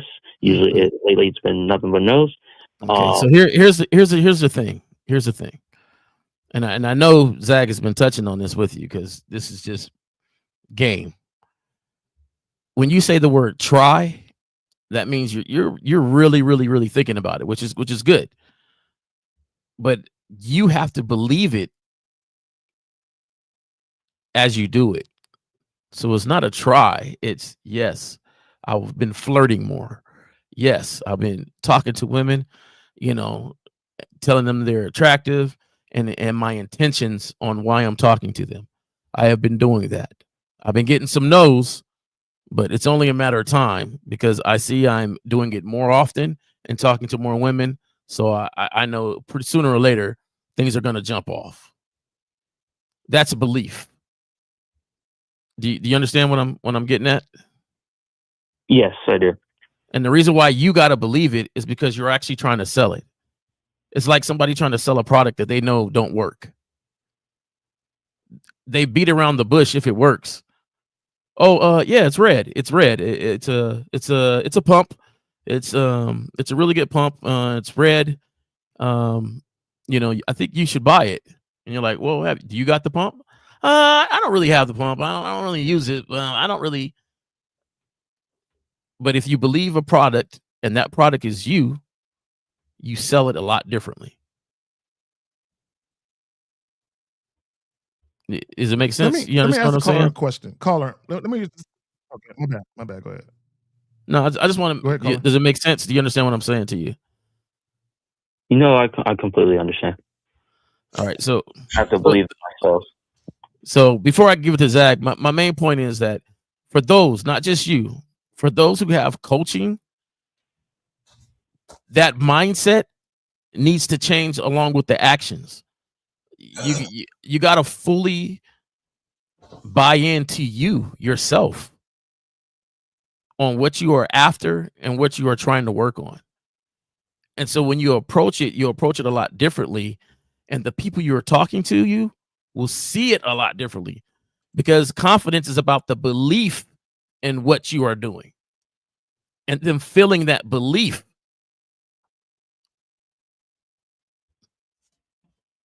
So go ahead, Zach. Let me add this.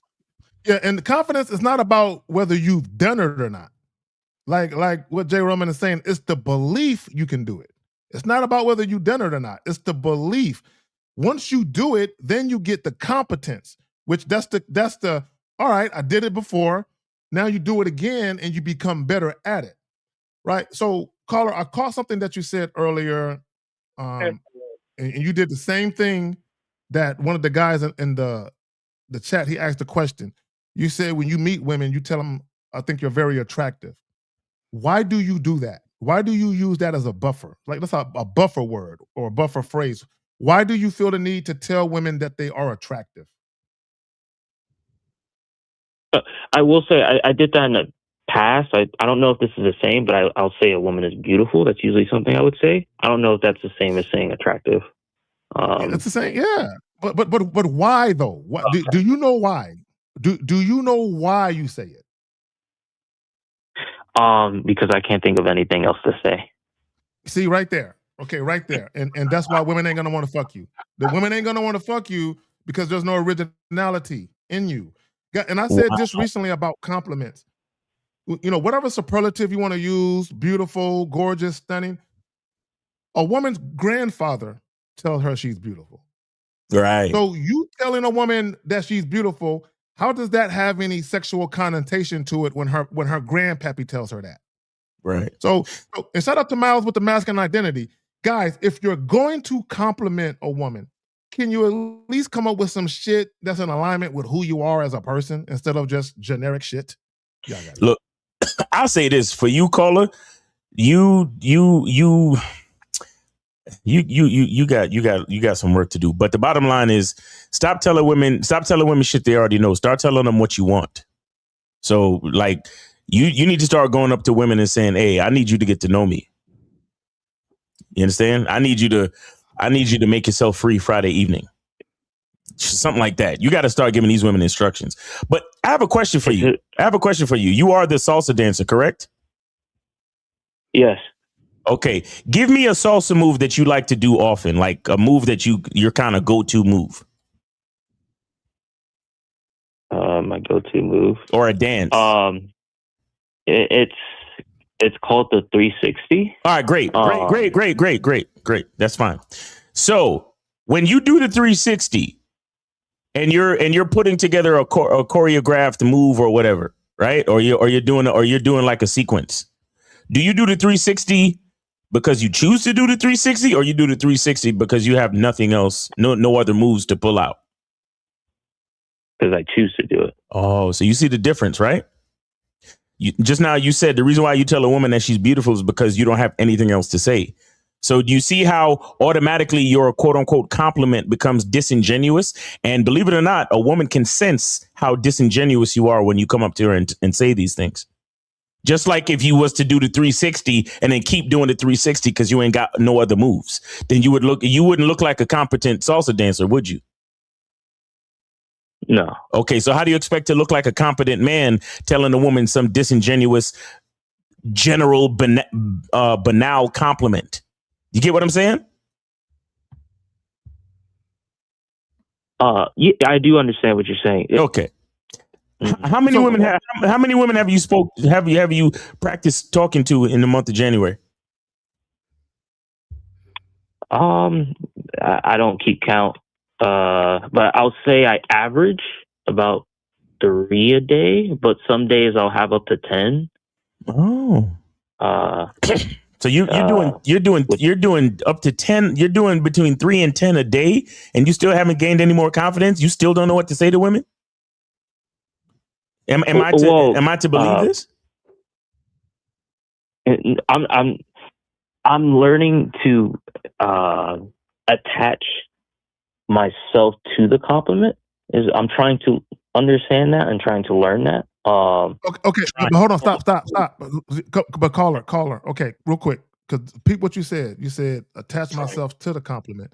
Guys, you don't have to give a woman a compliment at all if you don't want to. So caller, real quick, because I know we hitting overtime right now. So let me just say this. I'll just give you a real quick example. Right, back in the day, not too far, probably about 10, 15 years ago, right? I used to run into chicks that wore lip gloss, right? And I like the way lip gloss look on a bitch's lips, right? So when I ran into that, I would tell the chick, "Girl, your lips look amazing, a little nice. What flavor lip gloss is that?" And if she said like apricot, I'd be like, "Oh, word, that's one of my favorite flavors. Let me taste that shit." So you see how I mentioned her lips because I like nice lips, but also I brought it back to me about tasting the shit, right? So my point is, as men, we are intentional. You should not be just saying shit to women just to say shit. Everything that comes out of your mouth should have a rhyme or reason to it. A lot of you guys, y'all just be talking to talk. Facts. Real talk. Yep. Real quick, I want to mention I've done something like that actually this week, and I hesitated and said sorry after saying it. Sorry. But I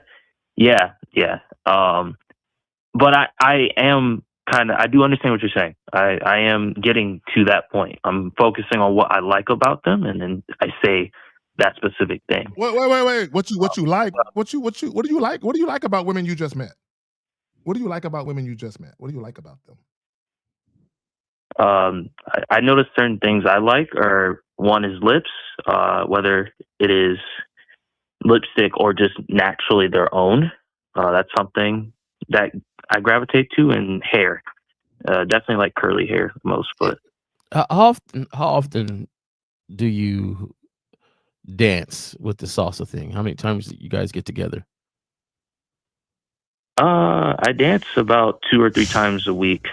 Okay, cool. And there's a lot of women socially. There's a lot of women there, right? Yes. Jay, you. Well, part of salsa is being suave. In fact, that's a. I think there's a like a salsa term for suave. Going up. Bro, that's what I'm saying, bro. Jay, like this dude that you're talking to, he don't know how to associate nothing that he learns with himself because he don't love himself. He has, look, as long as he's been doing, because we had this conversation last fucking Saturday, as long as he's been doing salsa, he has never associated the dance with anything sexual and said it to a woman in his life. That is salsa dancing. It's one of the most sexy dances. One of the most sexiest fucking. It is, right? Wait, that's what I'm saying. History. But him. Everybody know but him. All right, listen. I'm gonna give you one.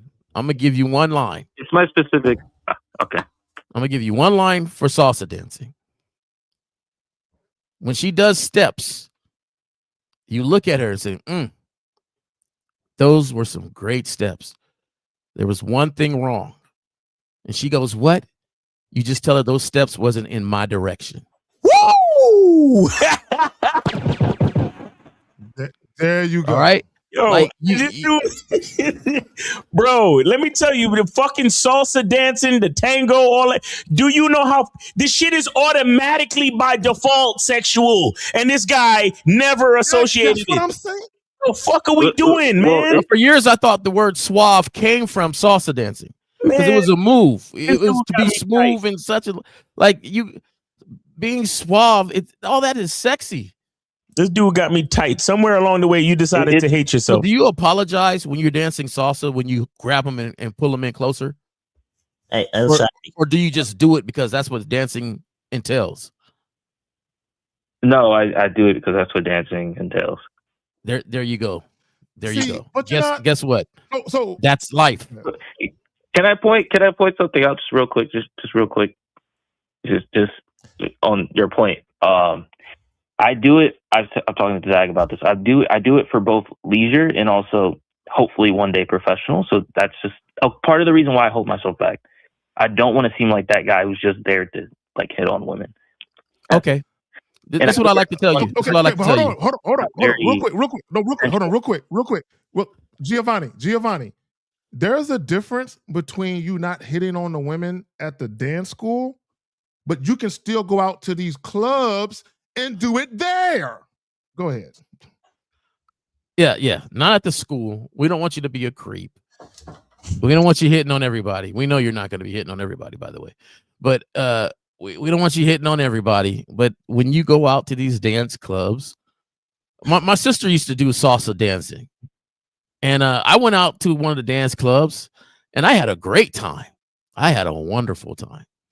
But there's a lot of beautiful women that go dancing and they're trying to salsa. I've been there. I've been salsa and get grabbed and I was doing it horribly. I was not good at it. But I had several people trying to dance with me to show me. And they showed me a lot too, by the way, a whole bunch outside the club. We were not compatible with salsa dancing. However, we was very compatible outside of that. But I tell you this, I tried my best and I was acting like I was Don Juan up in there trying to dance. He don't love himself. This motherfucker hates himself. That's what I enjoyed myself. Go enjoy yourself at one of these salsa clubs. Enjoy yourself. Go enjoy yourself. I don't want you thinking about the dancing moves if you're doing it correctly. I want you to think about dancing with somebody and enjoying yourself, laughing, talking, having a good time, and flirting. Not only that. Not only that, because we showed on time. Not only that, real quick, let me just say this, and I'll go back to what I said on the Real Game No Theory joint. I think it was last Sunday or maybe the Sunday before that. When I would meet chicks at nightclubs, I would do the freak dancing, the grinding dancing with them, and I met a lot of chicks that way and took them home. To your point, Jay, there's a lot of chicks I met dirty dancing and grinding, right? Right. The point I'm trying to make, when you have a woman on a dance floor and you're dancing with her, that's the best time for you to get at her. You got her right there to whisper in her ear. There's nobody distracting you. I would use the time when I was dancing with the chicks. I'm getting at them while I'm dancing with them. Hey, girl, look. Yeah. After we get done with this dance, we leaving, right? Right. So that's the time to get at them. Go ahead. So I'm gonna conclude with this, and K-Zaggin and J Roman, y'all not gonna jump in because I'm gonna hang up on them. Caller, you already said it. Is leadership, is dominance, and there is a release, and there is joy. Those are the 4 reasons why the woman should fuck you. Focus on those things and embody them. Okay. All right. Take it easy, brother. Thanks for calling. All right. No problem. On that note. Yeah. All right, Giovanni, good luck to you.